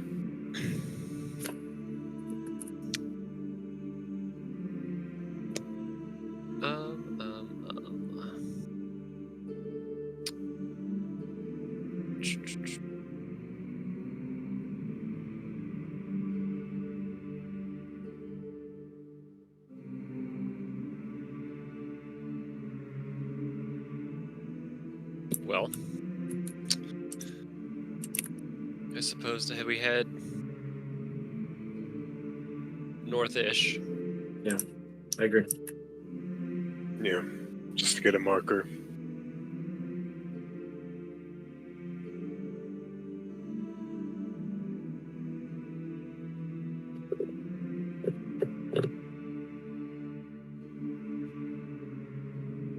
We head north. Yep. Well, At the speed of light.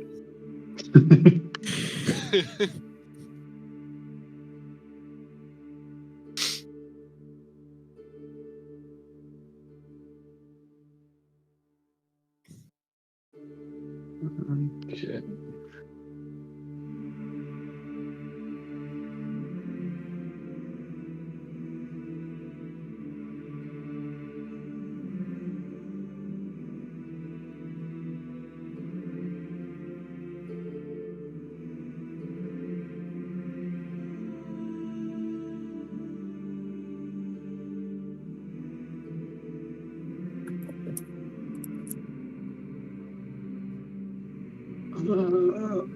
I'm gonna do some stuff. So yeah, you know that there is no wall on this kind of times. So it's probably about a day's march to get close to the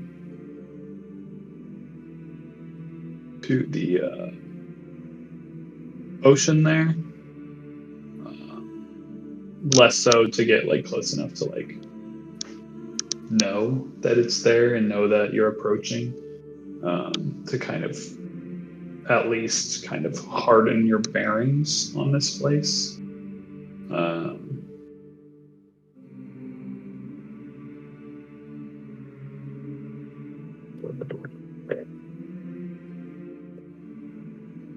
So yeah, you can march as far north as you wish. We'll say like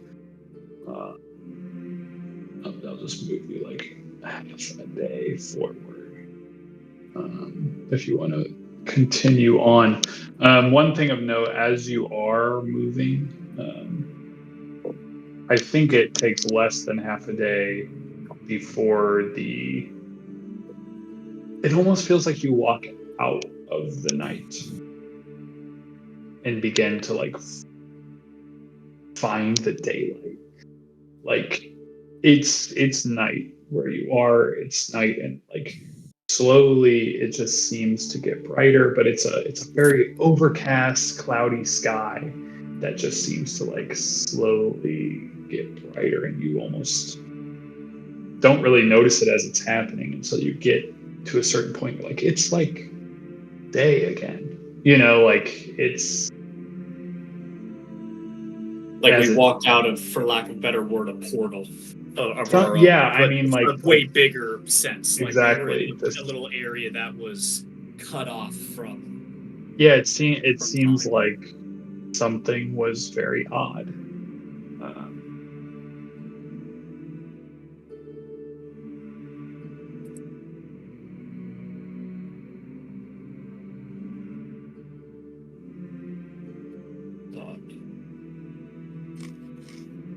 So do we now kind of get our bearings back now that we're out of it?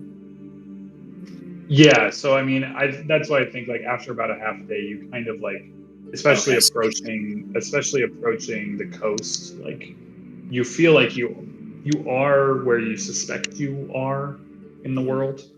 Like you are somewhere east, maybe a little south of Grey Forge, on the coastline.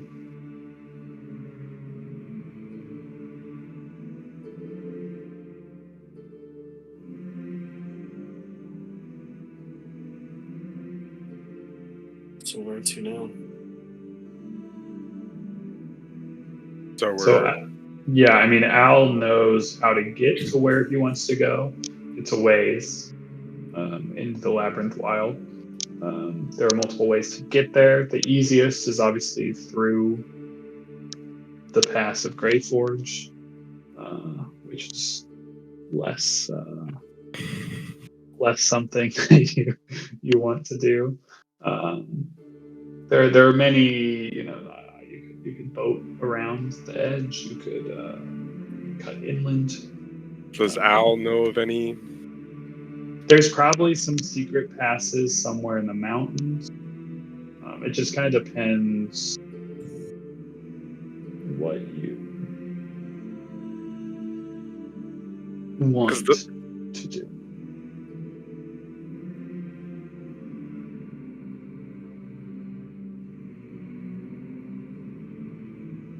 Heading crossroads. I think he did too. At first, I was like, he's really but now it's pretty clear. Yeah. Cut out. I also just realized I've played this entire session having not leveled up like I was supposed to last time. So wow, that'll be a fun treat for this week. Croft, you cut out. We didn't hear. Yeah, I froze for a moment. There was like a very dramatic pause. They're like, okay. So, yeah, I was asking, so the Labyrinth Wilds extend all the way around these mountains on the west side, right? Yep. I can go to another map.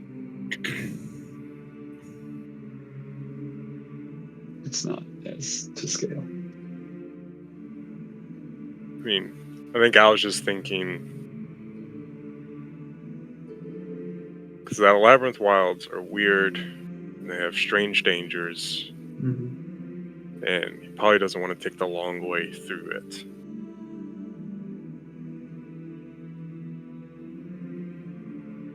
Yeah, that's what I was thinking. Yeah, I mean, I guess it depends where the thing is in the Labyrinth Wilds, too. yeah, I mean, we don't have an official location. Al knows where it is. I think there are tunnels that Al knows about through the Veil. Secret tunnels. That's how Prime Al got Sarah and Nana through. Right. That was down south near Kestrel, where that would have happened. But that means there are tunnels at a lot of the major sites. Mountain Heart, Great Forge, Kestrel, and maybe some in between. I just assume there are a lot of these ancient tunnels that Al's people know about, that are used to travel quicker, because not everyone can teleport everywhere all the time. No. So there are ways to get places quicker, for those that can't. Little highways. Yeah, exactly. They still take time, but they are more well guarded. That's definitely true of things. I think Al would be compelled to steer him towards the way that he saw his prime self guide Anna and Sarah. Not necessarily for any specific logical reason, but he just feels compelled to do it, to follow in those footsteps. Which is... So, yeah, he would inform them of a pass he knows near Kestrel. Yeah, which is away from Grey Forge, which is good for many reasons, and not traveling. Can you go back to the other map? Yeah, and also not traveling through the Labyrinth Wild, which is also dangerous for lots of reasons.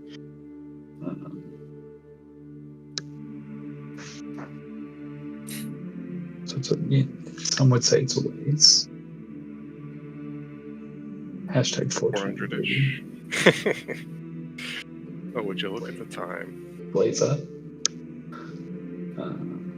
BRB.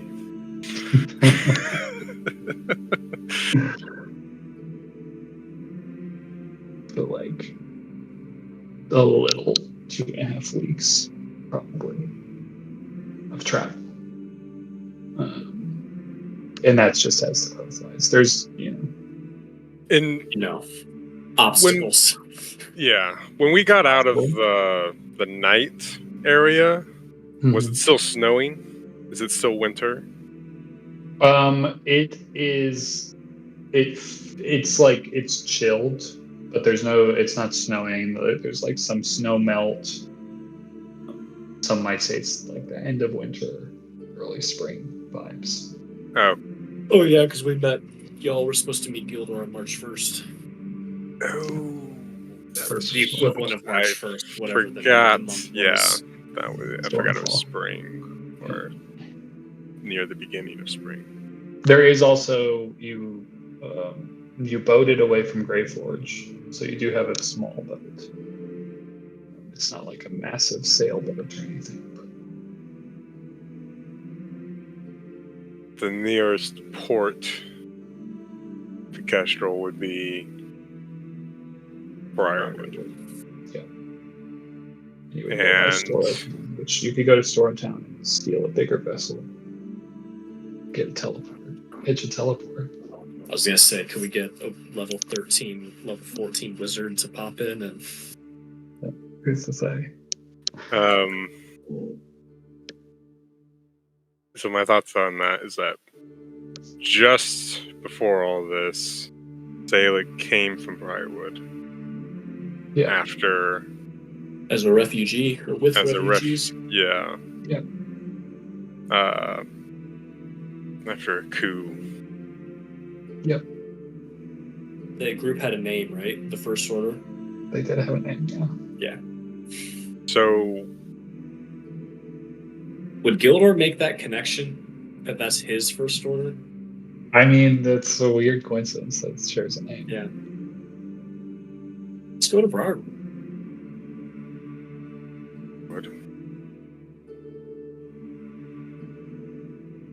But things were peaceful. It's true. don't know what we'll find there. This was a peaceful timeline. Until now. So it seems. Yeah.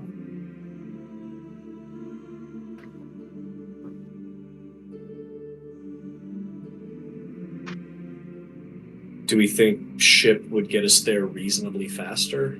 I mean, it's somewhat faster, probably, but not like drastically. Maybe less accosted on the How journey many too. of us are there?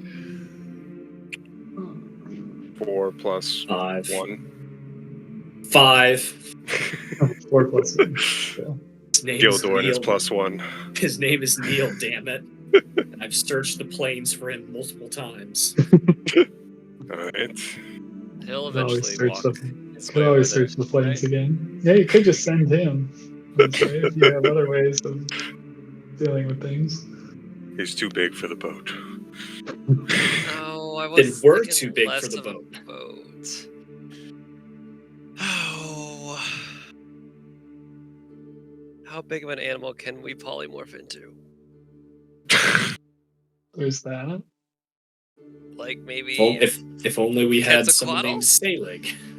Or a pterodactyl? Yeah, I mean, pterodactyls And how does are carrying capacity big. work based on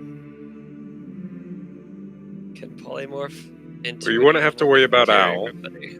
Yeah, Al can fly Owl That's can true. fly. for extended time. Polymorph only He's lasts for old, what, so he an does hour? get tired. But yeah, exactly. But polymorph only lasts for an hour. So fly speed is definitely faster than. So if you pterodactyl yoinked 17 times. Xerxes and Gildor, Neil. you cannot carry Neil in a pterodactyl. But Neil would eventually find his way. Not gonna happen. I mean, yeah. I just say it depends how fast you get there. I'm assuming we would want to take the fastest, most direct route in fear of dimension collapse. That's what There is worry of carrying dimension collapse. It's not going to slow us down. A to B.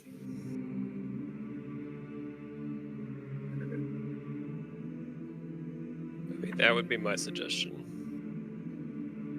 And Polymorph and how fly over many carrying. polymorphs do you suspect you could do a day?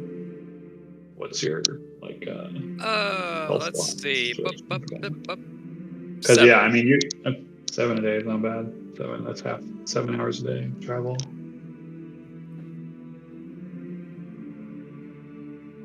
Does anyone have some kind of magic that could like shrink Neil down into a little toy, and you could put him in a bag? Here we go. He could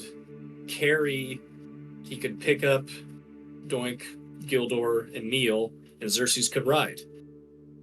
It's still weight, though. It doesn't matter. Yeah, Neil's just too big because he's a large creature. It's Neil's issue. Do I have? This God, is the greatest that we're having this conversation at this level. This is why it's the best. Yeah, because the Quetzalcoatl is a what is it? huge Minimize? beast. No, enlarge, reduce. Ridiculous. This is just. I'm just eating Second this up. It's just too level. good. I cannot get that spell. So, Wizard Sorcerer, please come in anytime, Will. Yeah, seriously, Will. Yeah, where's the graviturgy wizard? Or just teleport. Or just teleport, yeah. You know, it'd be great is that transport via plant spill. Ooh, Also would be good. there's a pickle. Really letting us down, Will. Or wind walk, or forget. any number of things. Pickles the Yep. Majestic. Yeah, windwalk or what's the transport by plants or whatever? Yeah. Tree walk. Yep. Well, I need to change the color. of Not my up in stuff. here. So we're either hoofing it, or boating it, or pterodactyling it, or whatever the hell I turn into. How many times a day can you fly? Said 7. 7? I would Okay, vote- so I that's would- nearly full 8 hours. Yeah, And what's the that speed? cuts the day more than in half, Yeah, just I because assume you're like not worrying 60, about 80, ground. maybe It's 120. 80. So the problem quick, is if we encounter anything, you're tapped. So I almost vote We're in we the air, kind of, though. like, I mean, I was almost gonna vote we split the middle. We could boat down to like Centrel and then cut across.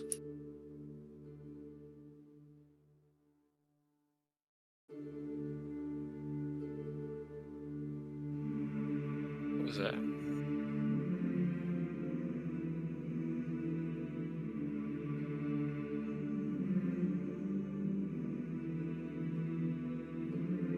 It's updating.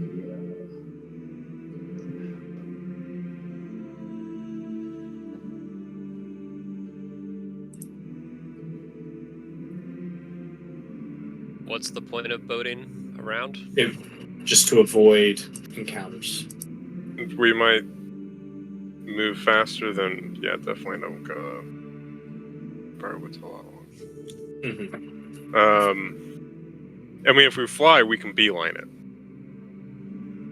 That was I thinking, because if we're flying in the air, chances are we're not going to hit.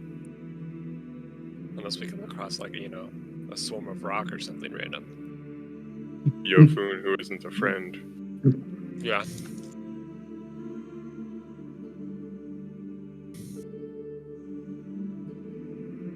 And so what? We're splitting from probably 16 days to closer to just a week to travel.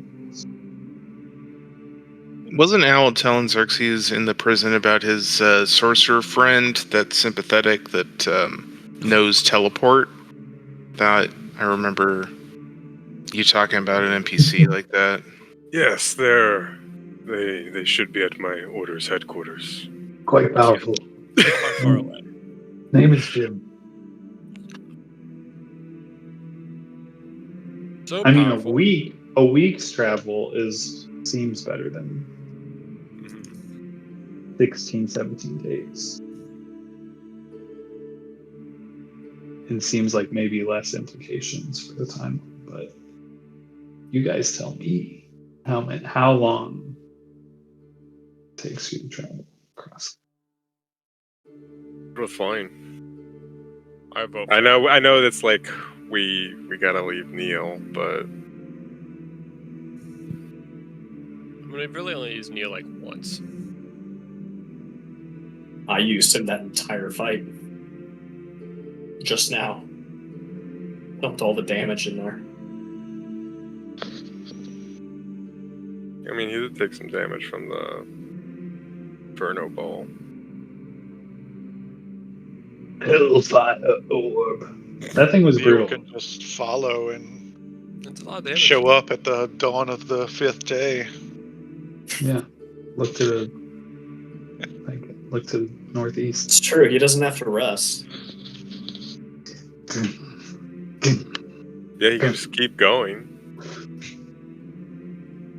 Have a whole comic about Neil's journey, or you could just tell Neil where to go, and then you would know where he was, lost in a timeline. So maybe you can find him again. It'd only be the 4th or 5th time. Or you can do it again. I've wanted to play with this guy for a very long time. Yeah, I don't know. Like I said, it's just a matter of matter of time.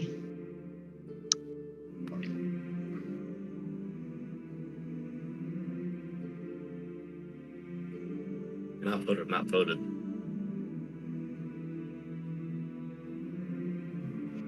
I think you are. What? Sorry, little friend. Don't talk to him. Does he not talk? No, I'm just saying you don't talk to him. Just After you're banishing him from our group. Things take priority.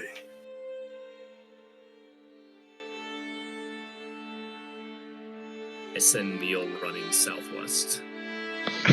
Just getting the Anna death music. Now.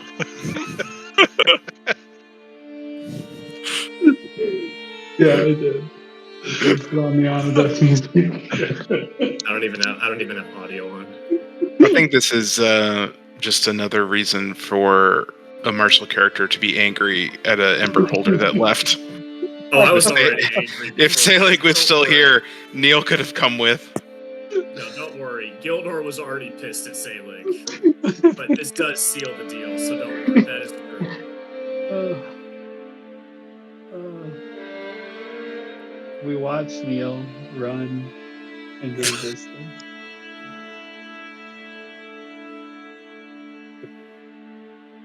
Kale transforms into some flying creature, yoinks up Xerxes and Gildor gently by his talons. And Al flies behind. Al probably struggles to keep up. Yeah, Probably, you think? It's like a side-by-side kind of flying to make sure The party is truly split. We've got the trio, then we've got Al lagging, and then Neil running on the ground. I could be dashing every turn. Yeah. Oh, Neil's definitely dashing too. He's on full. Well, I could double dash technically. Yeah, the aerial Neil will end up eventually lagging here, but we'll maybe be able to catch up. You don't have to stop. Keep running. Keep on running, baby. As you travel in towards Kestrel Academy, towards a passage probably somewhere near Red River Line, which is an interesting place of events that we've seen in a different timeline. As the party travels,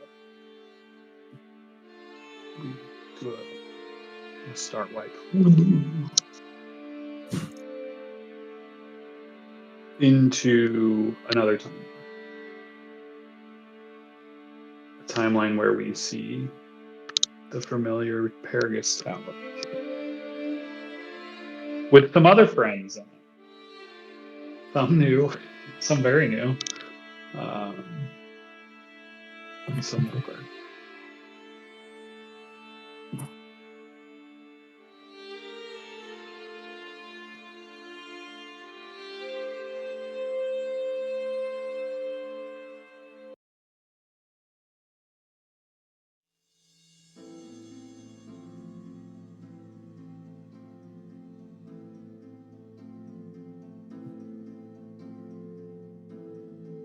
We are, let's say, hours away from a matter of hours, who's to know exactly how many, away from the inevitable collapse of this timeline in Paragus Tower. To remind everyone, we have Lugandu, we have Zombie, we have Steven, we have Lucas. And is that everyone in this tower? We have Telmar.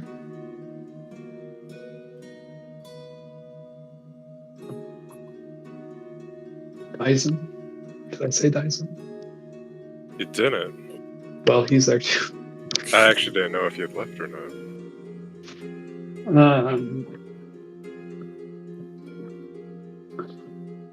So there are who are everyone. If I'm not mistaken, it's 14 level here as well.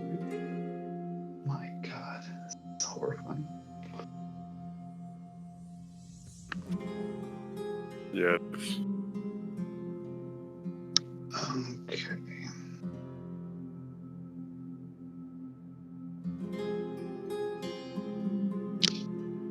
So Stephen and Telmar have spent a lot of time together. Telmar basically trying to teach Stephen how to use his frontal abilities to get you into new timelines, to get you where you need to go, because currently we are 50 years in the past in the wrong timeline, in a timeline that is doomed to fail. And there have been many attempts of Stephen kind of learning this over and over, and it is difficult.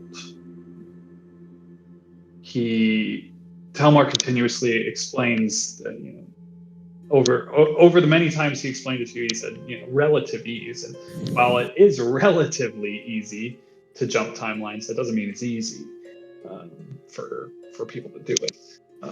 But it's easier than one might suspect it would be to leap through these chronal planes.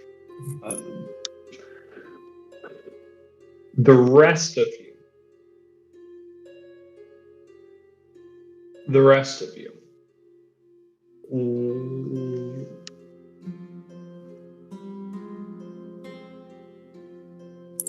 even Stephen in breaks in the training. What is your goal? Is basically what I want to talk about, because this is an interesting group as well.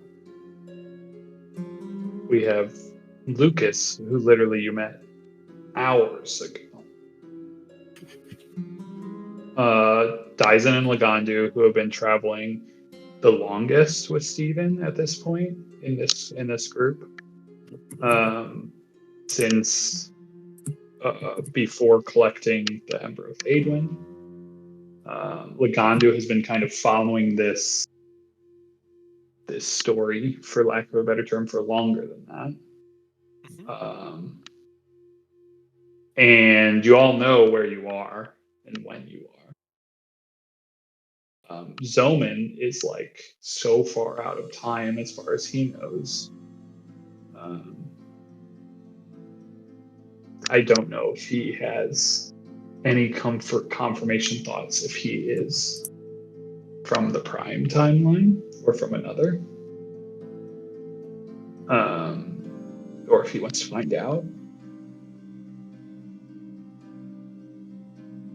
Lucas learned all of this through a haze of booze. He doesn't even know if this is real or not. I don't know how much has been said to him about the inevitable destruction of his entire timeline not being true, and then two, in the Prime timeline, the fact that Lucas may not even exist because of what happens with Storytime. So there's that. And then we, as a group, know where the other group is headed. And we also know that this group wants to find them. At least the First Order does. But the question is, who is going to stay with the First Order? Who's going to stay with the mission? Who's going to try to go elsewhere, try to leave, or who wants to see it through? So yeah, I think inevitably these two groups are coming together. It just depends on what these two groups are that are coming together. And then from there, the question is how those two groups can fucking split up again to accomplish a goal. Because I'm not going to have you play multiple characters or none. I was gonna say this is basically a choose your fighter sort of. I mean, to be fair, it eventually will be something along those lines. But like, there are a lot of, you guys have multiple characters. There's a lot of reasons that we can find in this story to like send them in different directions. Classic video game situation. Yeah. One group of characters is going to go here, distract so-and-so, or, Perhaps. take out a thing to lower the barrier that's covering where the bad guy is, or is the source of his power, that we got to take that out before we can take on the big bad. I mean, there's always There's a thing. something. Yeah. An A and a B. There's something like that on the horizon, that is for sure. But I also think a lot of the question is what does this squad want to accomplish, as far as like, okay, if we truly believe that Steven will learn how to jump, is there places we want to try to jump first, or are there places do we want to try to get to Xerxes and Salig, because we assume Salig is there currently, and then go somewhere else? Are there other thoughts and ideas? I mean, we know Viscerus is up to some shit, and that he needs to be stopped in some way. I don't know if you guys have thoughts and ideas of how you want to do that, or if that's something you still need to figure out. Are there, obviously, I mean, something is going on with Salig, but you guys don't know any of that, so that's just, we'll see what happens. We do know that other side team is maybe going to figure something along those lines out, possibly, so that might help as you guys come together. Basically, I mean, you guys are going to shape the future of this story, and where it is we head, assuming the whatever team, the alternate timeline team, makes it to their destination, and you find them there before they jump. Or if you decide maybe we can delay and go somewhere else, maybe they jump into the astral plane and you guys go do something else.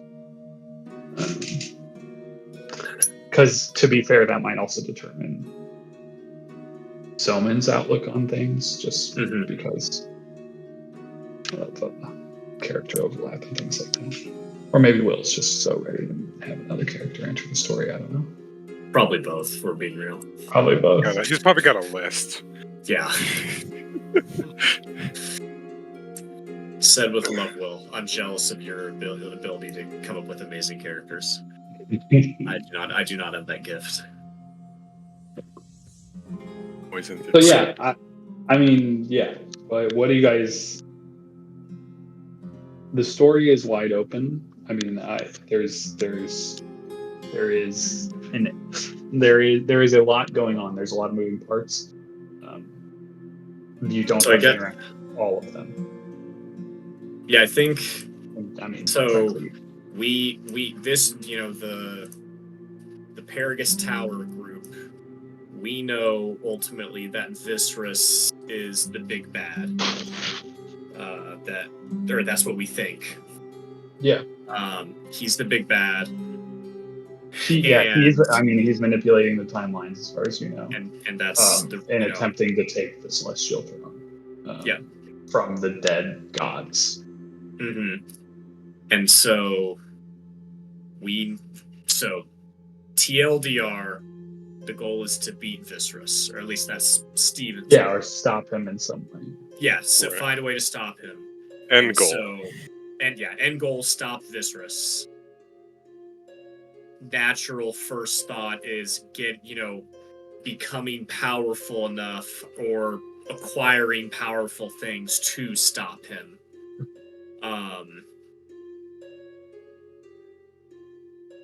What was that, Croft? Eisen has an idea. Okay. I couldn't tell. But continue. I couldn't can. tell if you were giving. I couldn't tell if you were. Oh, Giving it was I couldn't tell if you were giving me an Isabel look, so that's why I was No. like, "Oh, what?" no. Dyson has an idea, but continue. I'll give it in a sec. Well, because I was like, so, and Mike, this is where Michael corrected me. We don't have a clear.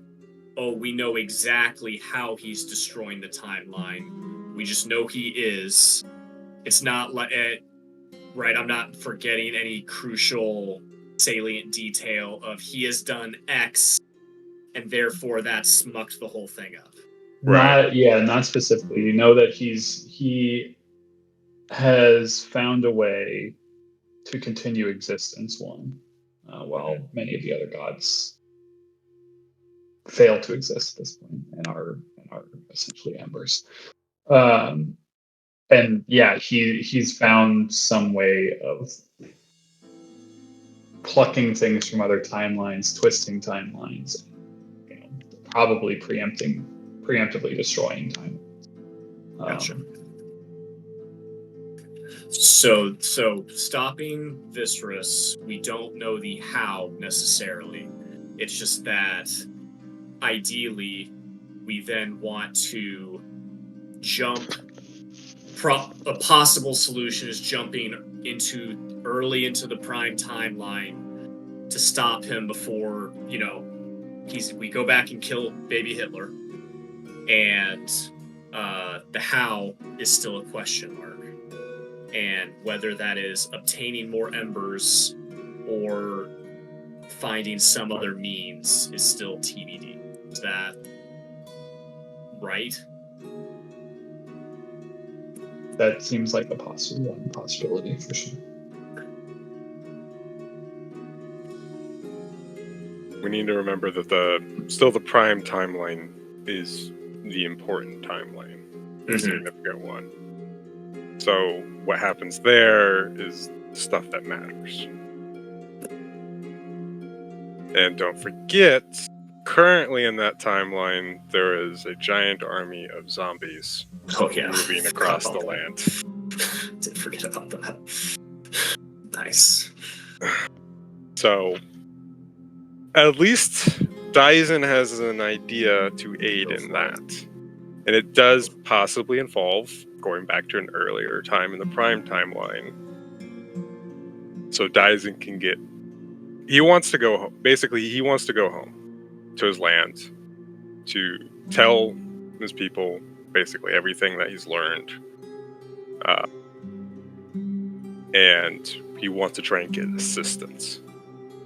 Essentially, he wants to see if he can pull strings and see if he can get an army over here. Cool. Dragonborn army versus undead army. Yeah. Dragonborn. Basically, more people like Dyson. That's awesome. Love Slam more people like Dragonborn. Dyson. And this is where we've so just gone completely bananas with the time stuff. Like, they were successful, and we assume that we're gonna have to go to an early part of the prime timeline to stop Viscerus. Does that zombie army even matter? Because would it even happen? It's very speculative of like how we're going to go back and defeat Viscerus. We don't know what Viscerus is. There might be mechanisms that make it even harder to get to Viscerus. It's a big black box, is what I'm seeing. It's just we don't know versus okay, this is what we know is going currently in our prime timeline. How do we solve that? Is the kind of angle I'm going at, I guess. One, I think. Go ahead. I was going to say, I think step one is understand more about Viscerus, who he is, what he wants. I'm sure. I mean, I understand we know a little bit of that, but like, I see what you're saying. Yeah. Does he have a Achilles heel? What that might be? Who might know? Yeah. Other things to like that. I think that is a great angle. Finding out more about the enemy. Other things just of like note, like when jumping timelines, you get the sense that there's a limited number of jumps you'll be able to do before he's able to predict and essentially like follow you and find got you, it. locate you. Gotcha. So you don't feel like you have this like unending. Yeah. We can't like- we can't keep running from him all over the timelines to stay a step ahead. It's like, oh, we might Exactly. get 5. I just made up a number. Yeah. But eventually There's- he's gonna track us down.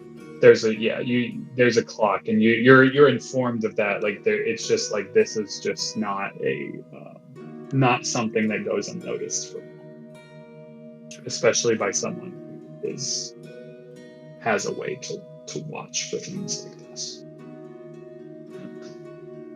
You also have an artifact that seemingly belongs or belonged. Artifact, the orb. Yeah. Yeah. Yeah, that has some kind of connection to him, which one makes it easier for him to find you, but two could be some kind of boon to finding out more about him or defeating him or whatever. You know that he / his followers want it. You know you encountered one that should not have existed, as far as you know, in this timeline, in Krazik before you jumped and got the fuck out of there. That was chasing you down for who, you know. Oh, a follower that should not have existed is what you're saying. Yeah. Yes. Got it.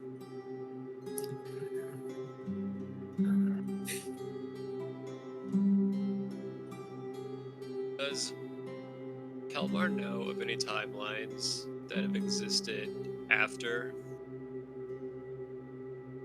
a battle happened between Viserys and other people?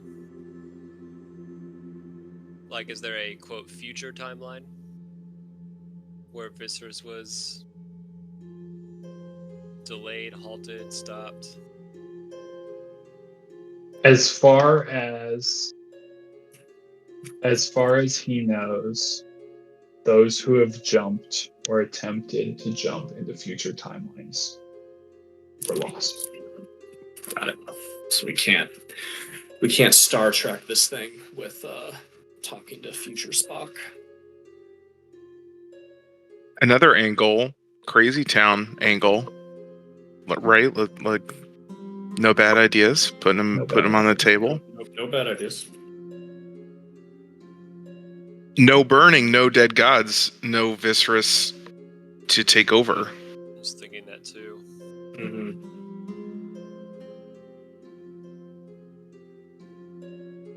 So if we could figure out what caused it, potentially we could go back and make it so it never happened. So you want to make so the burning never happens? Yeah. So then the gods are still alive. The gods are still alive, but then that leaves the primordial incursion with the Titan alive. Well, it does not seem like the world's craziest leap to say that the primordial incursion is somehow connected to Viserys, and that based on Isabel's blood magic that brought us to Nothgeath 2 real human years ago. Crazy to say that out loud. That like the burning was somehow connected to the gods killing themselves to give our group a chance. Right? So like does that seem like a reason, like whether it's a 1-to-1 correlation or there were other, factors, but like it seems like that's a fair primordial incursion. Viserys was involved somehow with that domino. Gods were somehow with the burning was somehow with the gods dying to give us a chance in that domino. And meta talk. I guess it's all meta talk, I guess. Oh yeah, definitely. What god just showed up to take one of our characters in Embers away? Somebody that used to be a primordial. Yeah. Trickster god. Mm-hmm.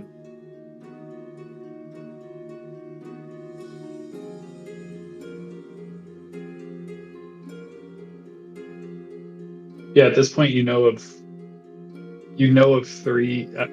If that is to be believed that was Rowena, you know of 3 gods that are somehow still moving. Viscerus, Rowena, and what's the third? Nothkeith and or Isabel.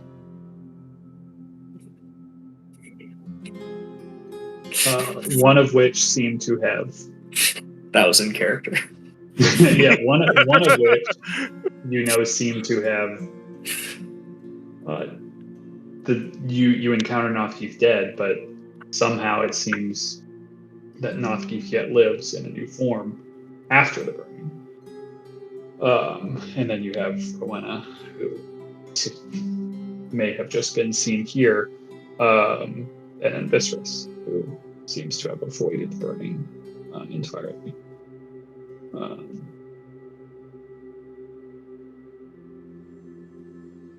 Which is interesting. All the above. Yeah. Could there be Interesting that it's those 3 gods. So that's another.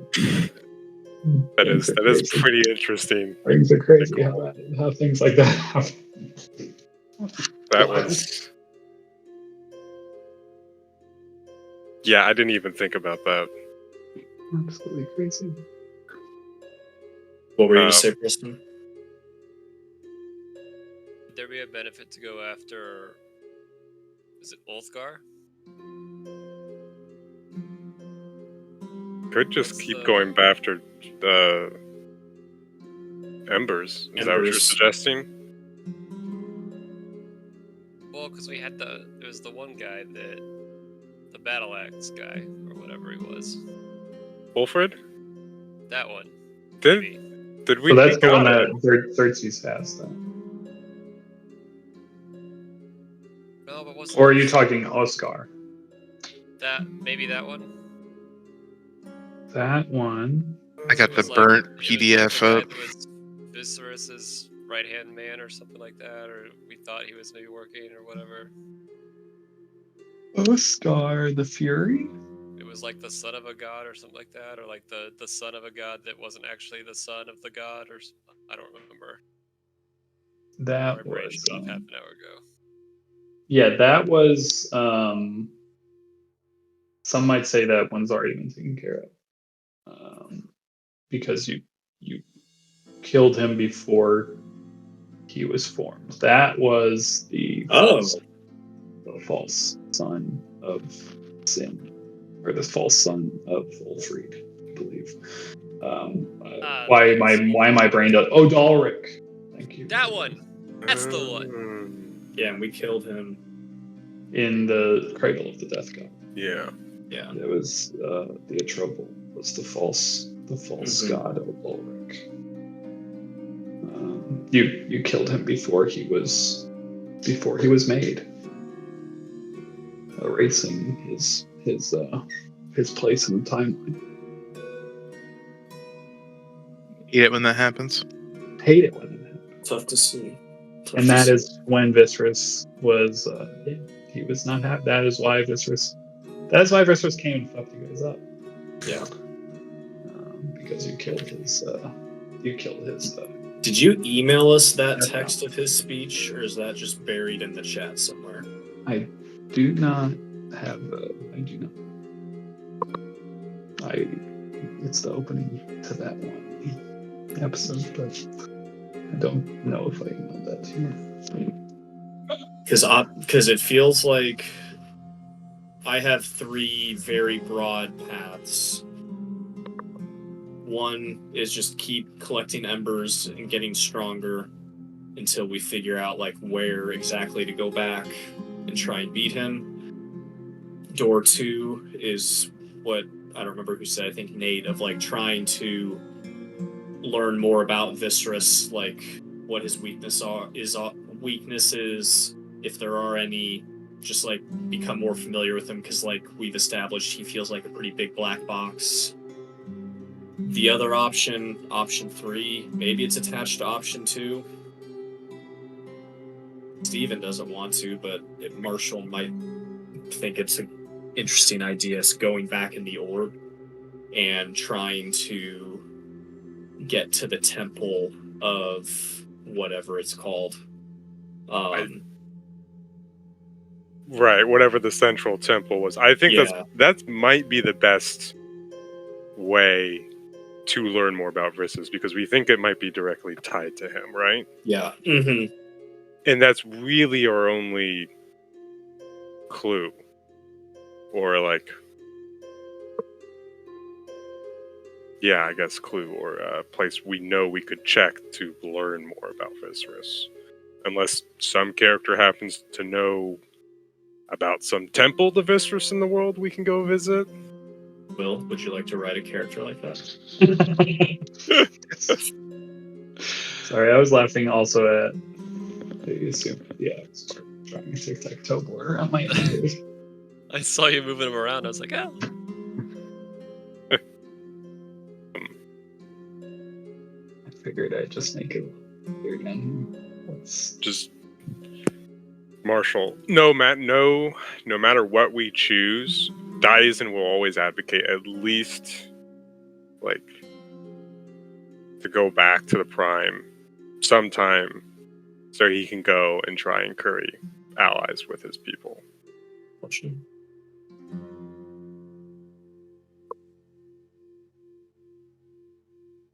Well, you're our resident lore expert. What do you got, brother? Well, I mean, lore aside, just where Zoman is like, he went into the sphere a long time ago, like 250 years, whatever it was, with the idea of, interestingly enough, finding this rumored Sultanas to make his people stronger, because he feared that they were kind of getting arrogant and set in their ways and setting themselves up for a fall. And now he has not seen, but heard that, like, after those 250 years had passed in the Prime timeline, like, they're gone. So, he's kind of got an agenda of wanting to piggyback on anything past related, jump into the past relating, whether that's raise up an army or whether that's kill baby Viscerus or whatever, just so he can kind of do something about that. Maybe that's possible. Maybe it's not. Maybe we get a Dyson army and a Gnome army somehow, some way. With them being an off-limits player character race from the outset because of their extinction. Maybe I'm attributing importance there for some reason, but they could be awesome. Just a team full of Molotov cocktail throwing people who may also know some answers, but may not. It's hard to say. But that's his motivation. He's willing to jump back into the sphere. He doesn't really have a lot to lose at this point.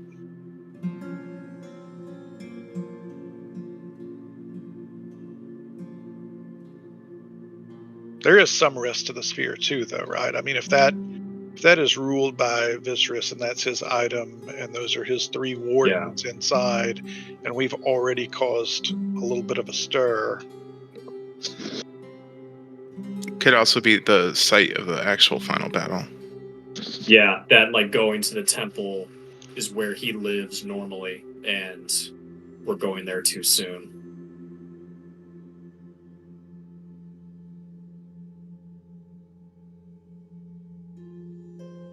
Yeah, that's entirely possible. I mean, it was already kind of feeling like that while we were in there. Yeah. That could very well be how he avoided the burning, right? Like, he was inside when it happened. Yeah, he was out different plane, basically. And meta-wise, we know Rowena probably was in the astral plane, C, when it happened. And we still don't know the exact nature behind the burning either. Do you know who would know? Mistress. Well, yeah, but an actual attainable character in some way. The goddess of knowledge. Yeah. One.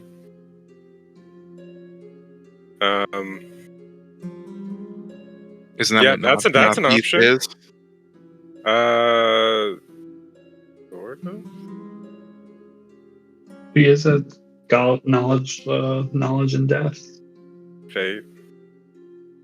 Fate. Steven's the only character in the tower party with an ember, correct? Dyson. Oh, Dyson, that's right. Dyson. Dyson's the other one. Can you move that second Sargonis shield, Michael? It is driving me bonkers. Just my Where? 88, the yellow one. Then there's one right here. Yeah. What? Why don't I see those? I don't know, but it's Which driving one my do you OC see? They're not on my there's screen. the You yellow don't one. You've moved them like several Yeah, times. you've been moving them this entire time, unless that's Preston just hanging out, having fun. There He is, has been known to. Do you want me to Have take fun. a picture and send it to you? refresh your page. They don't exist on mine. I've got refresh your page and come down here and tell me what you see. Yeah, it's still down there. What? Yeah, it's still there. Yeah, and my OCD can't. I'm handle moving this. you off this page, and then I'm gonna bring you all back. Okay. That's on my page. Things look nice. And on ours, they look almost nice, with the exception of one yellow shield. Yeah, it's still there. Yeah, it's still there. still there. Alright, I'm I'll take a refreshing nice my page. picture. And Are you implying that there's actually 2 Sargonis embers? Ah, it's on my page now. Okay. How about now? Is it Yeah, gone? there you go. Now now it's it's gone. Okay, It all's It right. did not exist on my page. Okay. Now we can continue with the discussion, but that had to be resolved. I couldn't focus. Where were we at in the I'm gonna actually discussion? remove this. We were talking about how Oh, it's likely that the orb was actually a final battle. right. spot, And we were talking about finding. I think Nate had brought up the goddess of knowledge Yes. would know probably more. So, I mean, Steven. that would follow We've been also waiting like for this fight for a while. Why? right. It's We got to on find site. Isabel. So you know, on Steven's end, it's on site. Got to find Isabel, and then in the quest to get more powerful, you would want to find Xerxes. Naturally, Yes. and then obviously this party doesn't know, but Salig as well. I mean, they would want to get him anyway, but just in the Ember quest. Hashtag Ember Quest. And do you know Hashtag the location, quest. general, as it may be, of 3 embers? None on this continent. Correct. Well, that's not a problem for. Well, Oh, it actually is kind of. this one up here. Botilla. Botilla, Oh, yeah. by Oh, Randy wow. Waring. There's thank still you. Botilla. I'm like 1, 2, 3. Yeah, not the drink, but the singer. Yeah. It's also possible if we went up and looked at that one, we might be able to scope the undead army as well. True. Which Messes up my whole thing. you had it all so pretty, Michael. Yeah. Just put it off to the Okay. side and a little north. Nobody will notice. Stop it. Stop it. Stop it. Oh yeah, and we went to Sins and couldn't find it. That's still hilarious. I'm turning these yellow. Yeah. Yeah. Well, because it was being guarded by the angel dude, right? Yeah, and you had to have an ember to get in there. To get in the room to fight him. That's Yeah. actually why I asked who Yeah. had an ember in the tower party. Not enough. Not enough. But yeah, tried to vibe check them. Didn't work out. Mm-hmm. Yeah, that also seems like the last thing we got to do is fight an angel. You know, get the. Right. I guess, like, should we do that before going after Viscerus? Yes. That's the Master Sword. Whatever's behind the angel. Right. Because you have to have all the keys to get in. Yeah. Or enough keys. So we're back to getting more embers and powering up, or needing to figure out how we would learn more about Viscerus without going in the orb. That kind of feels like the two we've been circling the most, unless I'm missing one that someone brought up.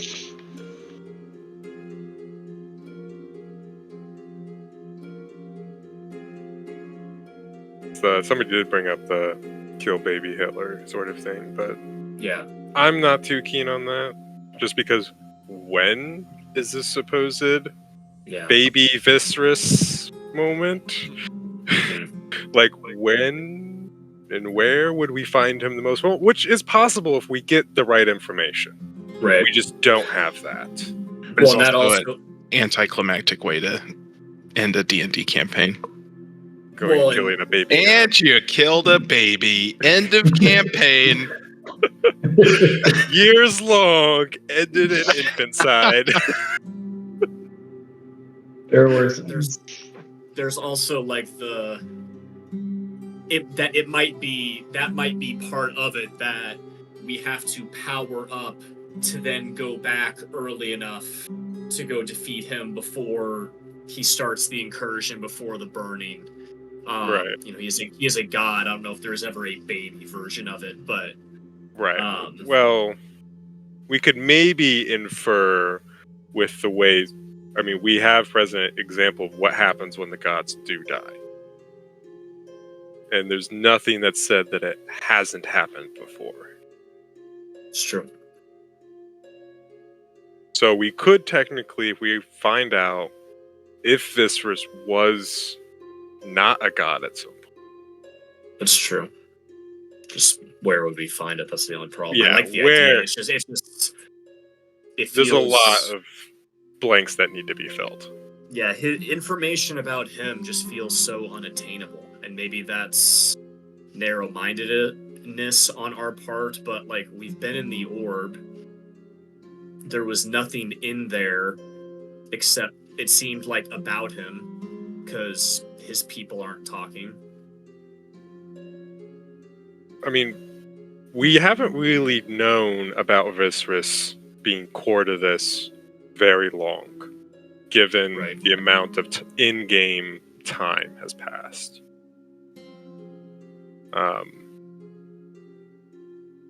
So I think it makes sense that we don't know anything, and none of our characters know anything, because we had no suspicion to even meta-wise bake that into a character. That's true. You also know he's the god of secrets. God of what? Secrets? Oh, yeah, there you go. Plays right in. Mm-hmm. Classic. Can you remind me? I'm sorry, I'm dumb. We are currently on the prime timeline. No. 50 years in the past. No. We are on an alternate timeline. You're in an alternate timeline 50 years 50 in the years past. in the past. That you know is going to basically implode on itself. In a couple hours. Basically, you must vacate from this time to go somewhere. And to Michael's earlier warning, it's not like we could, because how many of us are there in the tower party? There's 5. We would need 5 plus 3 yourself. Telmar. I think Telmar's about to die. Telmar's not gonna make it. Yeah. I know. I'm just saying. I was just like, well, it's technically one more person. I meant people leaving the tower in a moment. Lagandu, Dyson, Lucas, Zoman. Zoman, and Steven. We would need 3 more embers to complete the party. And Michael has already indicated we will not be able to jump infinitely, to go find them all. That's not to say we don't know how many jumps we can make, but it's not unlimited. And the real question, I think, is not as much where do we want to go as it is when in the prime timeline we want to go. That is a very good question. Or if we go to the prime timeline. That's because that's my other point. Like, we could, meta-wise, we know there was an Ember in a non-prime timeline. Mm-hmm. You do. Meta-wise, we know that an Ember was claimed in the non-prime timeline. We don't know what that means for the prime timeline because we haven't seen that. Any repercussions of that. But Dyson will always happen. vote to go to the prime timeline. Yeah.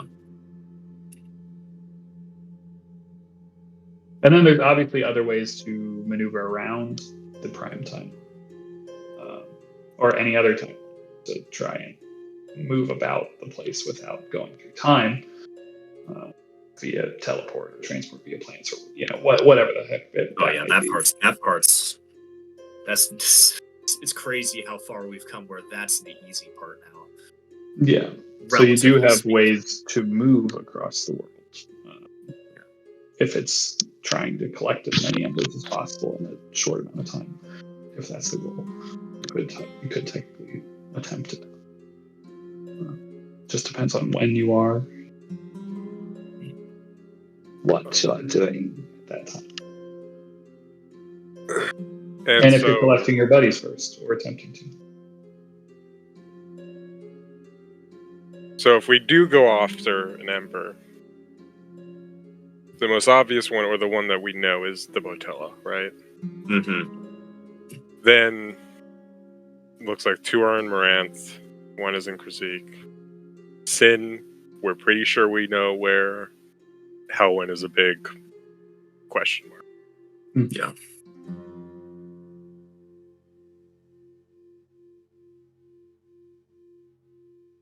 Again, maybe a stupid thing, but we also only know that that's where the embers are in a specific point in time.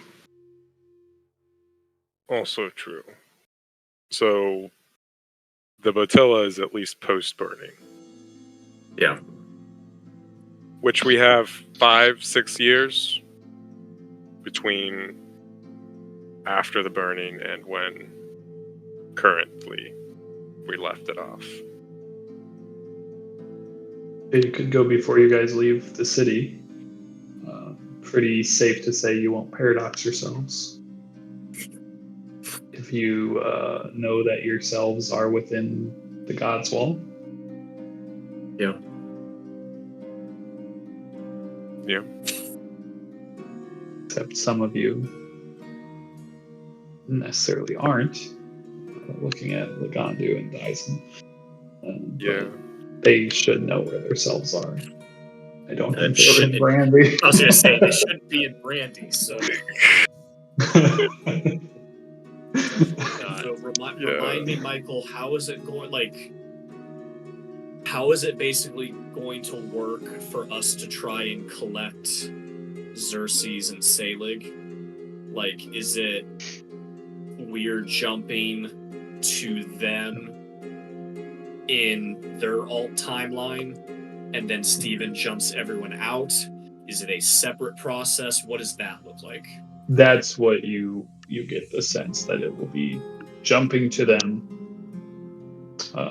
So if that's something that's on the table, you can, you guys are playing both of those sets of characters, so you guys can discuss them in the sense that okay, well, once we all get together in the alt timeline, once we find them in the temple that they're headed to, or wherever that may be, do we all decide we're all going to the same place? Do we let let one group go through the portal in the Temple of Rowena, and the other group goes elsewhere? Like, do we split these groups up a certain way? What temple? The X. It starts with an X. Tough break. Tough break there. Oh my god! Don't do me like that. Hate to see that. Is it called Zoo? Is it called Zoo? Zoo?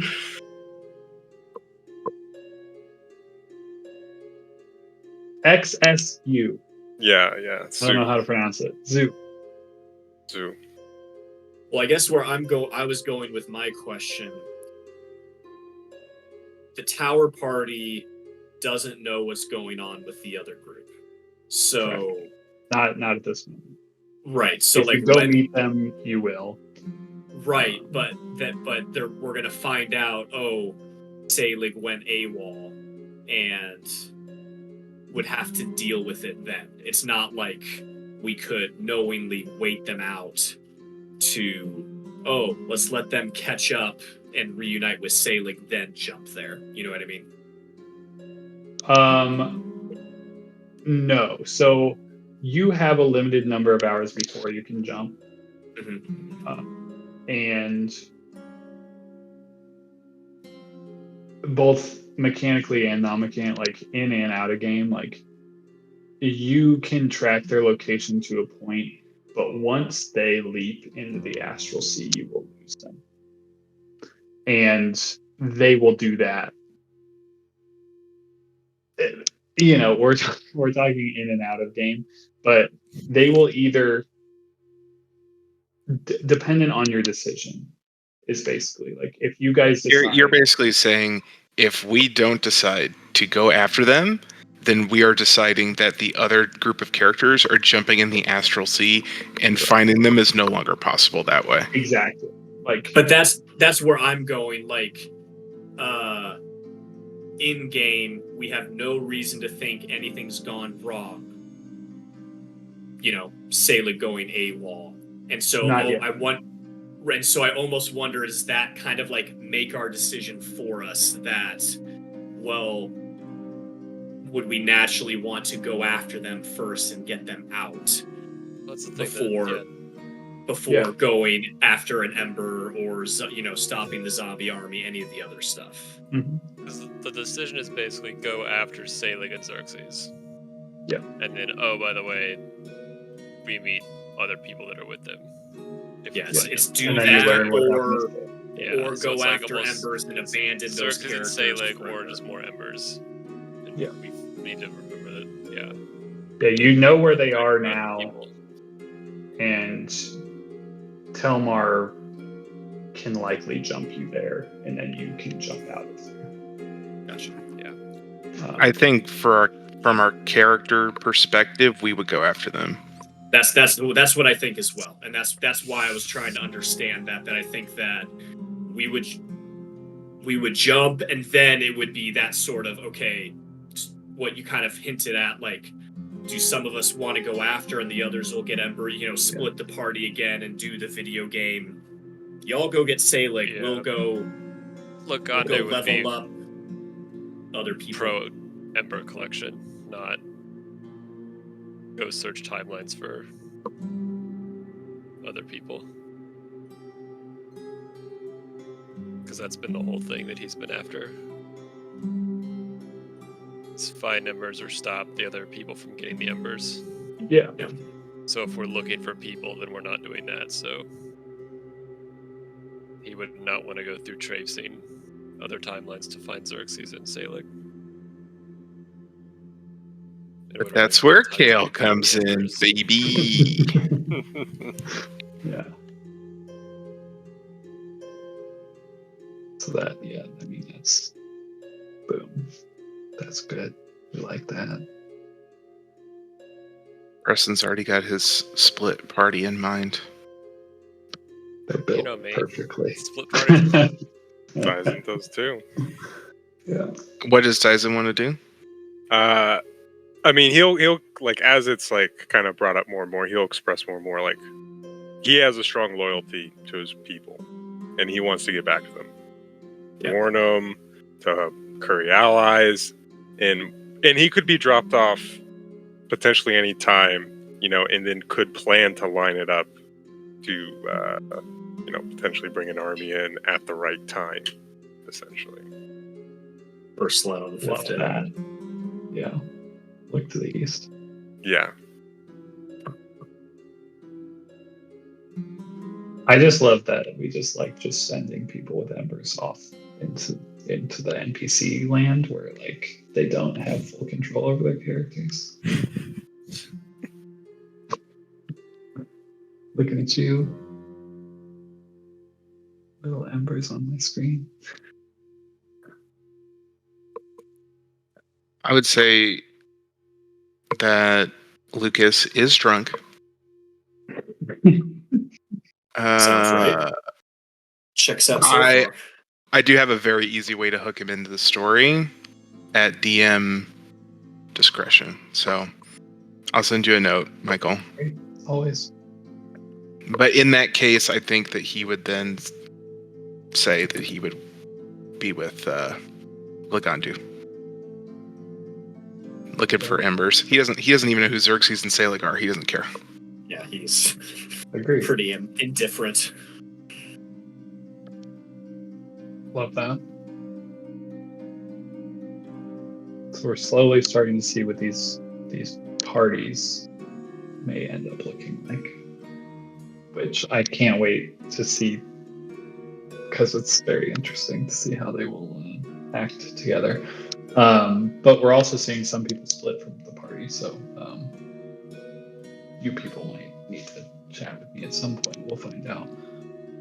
We won't be following both these timelines necessarily every other week or something, because that would just be double work.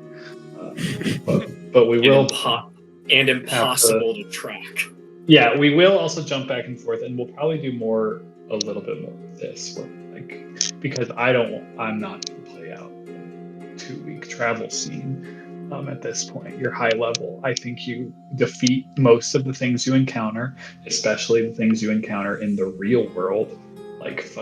Oh, it's a bunch of guards or bandits. It's like they're fucking cut in half and dead. And you took all their things. They take one look at us and they run. Yeah, I mean, you guys are not. You're at beyond Heroes of the Realm level. You guys can defeat most things that you're gonna that aren't specifically trying to fuck you up because of story reasons. Otherwise, traveling the astral sea, I think we would do a little more of that, because that's a different place. There's aliens, but there's literally space pirates. Things are different there. But from what I am gathering, we're going to have the full meetup and then the split up. Yeah. Some people are going to be like, okay, we need to go get Salig back, or at least figure out what the fuck he's doing there, because it's not only him that seems to be there. Prime Al, Sarah, and Donna also went into an astral portal. Not in this timeline, in this place, but in the Prime timeline, but in this place that we are all going to meet in. So there's something happening. That just made my head hurt. Because I was like, wait a second, they did. I was like, oh, that's right. Yeah. But Salig did it in a non-Prime timeline, and now my head hurts. Yeah. So there's a small group that is in the Astral Sea already. Something clearly happening there. So one party will be going after them, at least going after answers. Is it a rescue mission? And Salig and his Ember, yeah. Exactly, and Salig and his Ember primarily. Is this a rescue mission, or is this something else? Well, and not that we know this, but a god that exists. Yeah. Yeah, and I mean, in that conversation, it comes up that it seems Rowena is alive still? Question mark. So that is one group going that direction, and the other group is trying to collect more embers, which means one, you need people who can collect embers with that group. It can't just be people that hold them. So that might determine who's going where to some extent. And then you might have some other people that are going to split off in different ways. Dyson possibly going back to Ocelos to rally the troops. Maybe he does that at a later time when you know where you want to rally these troops, or maybe you just trust him to go now, and that you'll be able to get him the message of where he needs to go. I don't know. You guys are powerful, and you I don't know. I don't know. Dyson's confident Stephen can figure out a way to contact him. Yeah, I mean, it's plausible. As much crazy magic shit as he's done, he's like, yeah, you'll figure it out. Well, maybe then Telmar could send him. I mean, yes. Telmar's about to die. That's what I mean. Like he sends us there. He sends Dyson I there. Yeah. Oh, that's interesting. I'm sorry, I And misunderstood. Yeah, that's really interesting. Then you find a way to contact Dyson and tell him when to be ready. Not where, when. Exactly. Yeah. Tell him when to be ready, or when to ready whoever. And Dyson has to do his best to not paradox himself. Yeah. Good thing that there is a 40, 50 year span where he's not in Ocelos, actually. So it's going to be a great book that gets written about what happens with Dyson. Oh yeah. I can't wait. That spin-off show will do great on our Disney Plus. Yeah, exactly. It's going to be really good when that's written one day. And we see exactly how it happened. Yeah. So I'm not entirely, to be clear, I'm not entirely sure where that leaves us right now, but I would say that it is from a DM preparation standpoint. Mm-hmm. The plan would be we're gonna depart. Telmar's gonna send everybody to alternate timeline. Gonna send Dyson to Ocelos at undetermined date. We're going to meet up with everybody that's still alive. We're going to determine who's going where. Half that group is going to go look for embers. Half that group is going into the astral sea. And you can kind of tell from your prep standpoint which one will follow from there. Yeah. Is there a particular party you want to move forward with? As a whole, obviously. Ember Seekers versus Astral Sea people. Astral Seekers. I don't know. I just know what character I want to play. It's like it's less about. I don't really know what character I would play in either one. I just want to play. I know Al would be in one, but I don't know which one yet at this point. Al will be in one. I would think. I mean, I could be crazy here, but I would think that Owl would be unable to go in the Astral Sea because Prime Owl is in the Astral Sea. He's already there. That's true. And Owl needs an ember. Is that fair or not fair? Though non-Prime Owl get an ember just be fruitless. Well, I mean, maybe he's the best person to go get his Prime self out because he's expendable. Yeah, I mean, it's weird because, I mean, we have Xerxes and Salig as an example of what happens when you cross paths with yourself in an alternate timeline or go into a thing and that they sort of merged. True. So I don't know what's going to happen, especially if it's in the Astral Sea. That adds an extra layer of complexity, maybe. Yeah, I mean, if in fact the Astral Sea is stretched over all the timelines, doesn't matter. Both owls exist there. I don't know. It may be a paradox-free zone. Who knows? They may be able to bump into each other and high five. Or maybe they'll just. Yeah, maybe they'll just turn into one. Maybe we'll Yeah, have a like party the- with like- two like owls. the orc did. Maybe one will just become a shadow.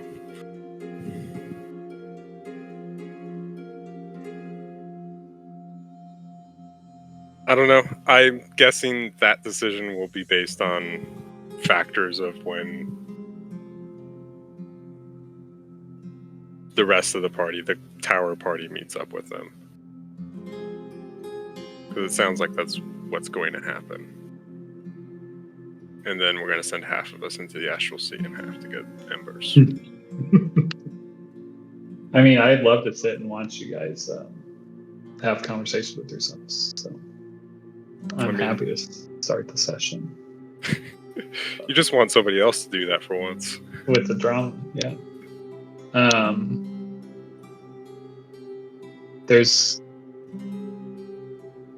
So we'll have to, some of us will need to talk probably in some semblance, because there are some characters that are,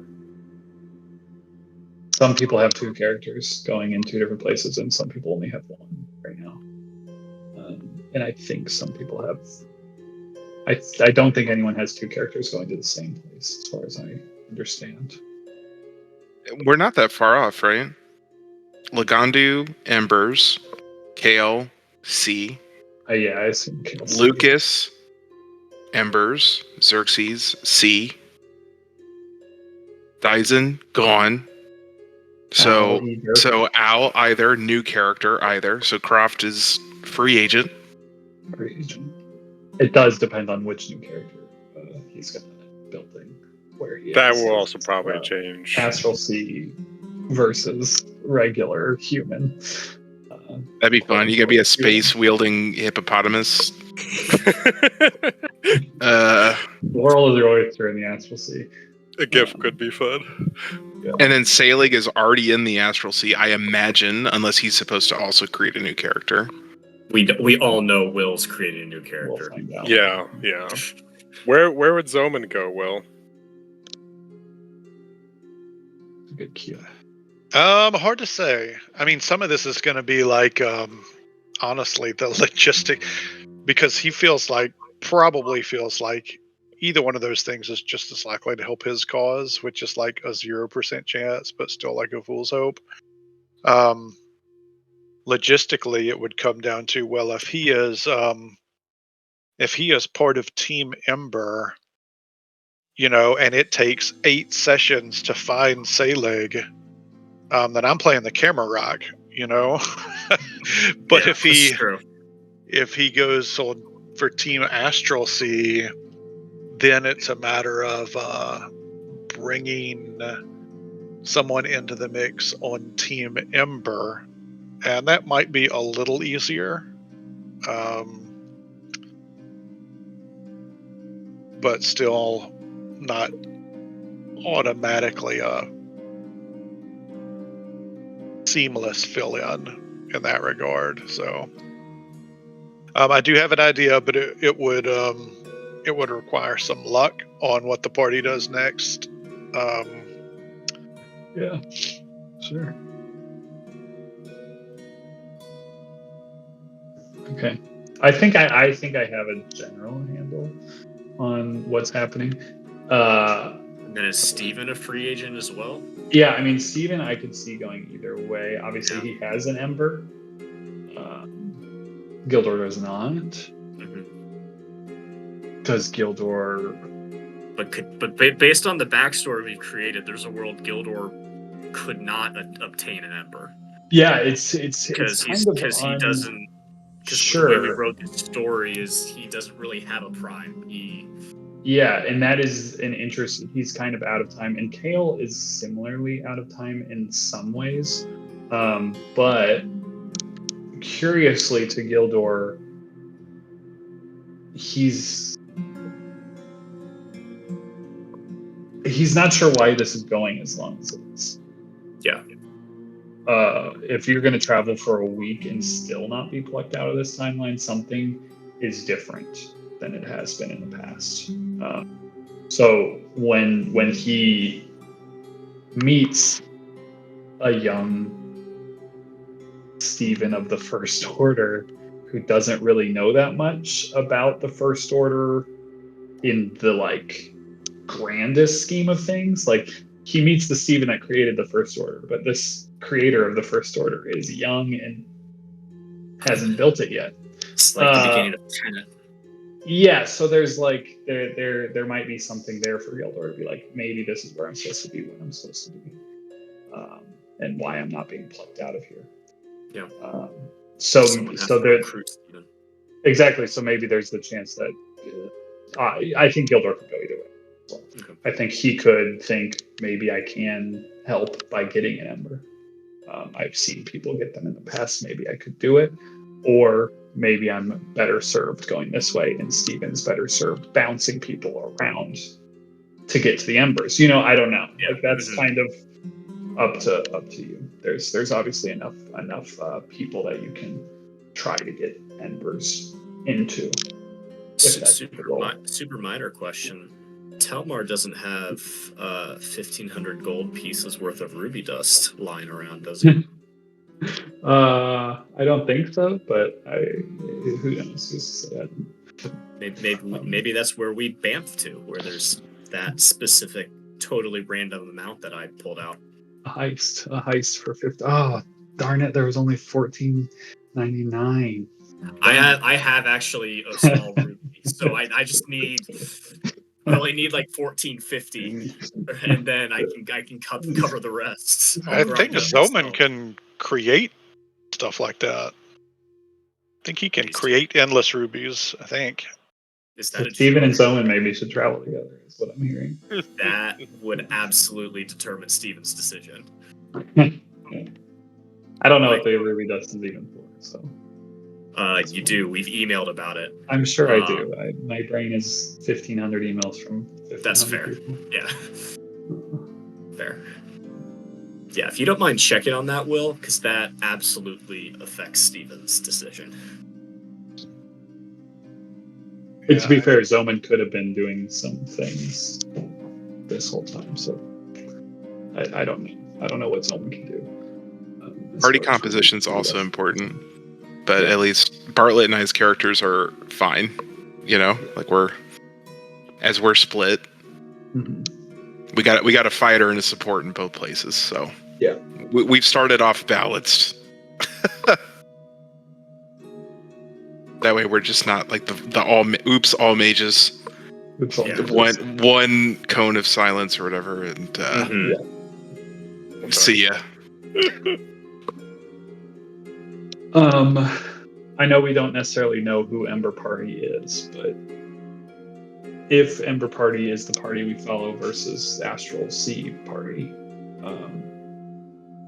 does Ember Party have an inkling of where they would be headed if that's what they're after as members? I mean, it seemed like the Brandy Ember was the lowest hanging fruit. Yeah. Okay, we just don't know exactly the timeline. Yeah. Okay. Oh, you meant although I don't want to get too out there. Go for it. I'm just saying if Lagandu and Lucas, we actually have ties to Krzik. Oh, that's true. Yeah. We could have some fun in Krzik. Well, hold on. Let's look at the who's what. Is there anything that we could gain? Edith for Southern Krzik and Batilla is Brandy. Okay, so Edith is a knowledge domain god. Yeah. Seek the perfection of your mind by bringing reason, perception, and emotion into balance with one another. Accumulate, preserve, and distribute knowledge in all forms. Information is to be shared, not hoarded. Botilla is the Lady of Fortune, the trickery domain. That might not be a bad one to go for first.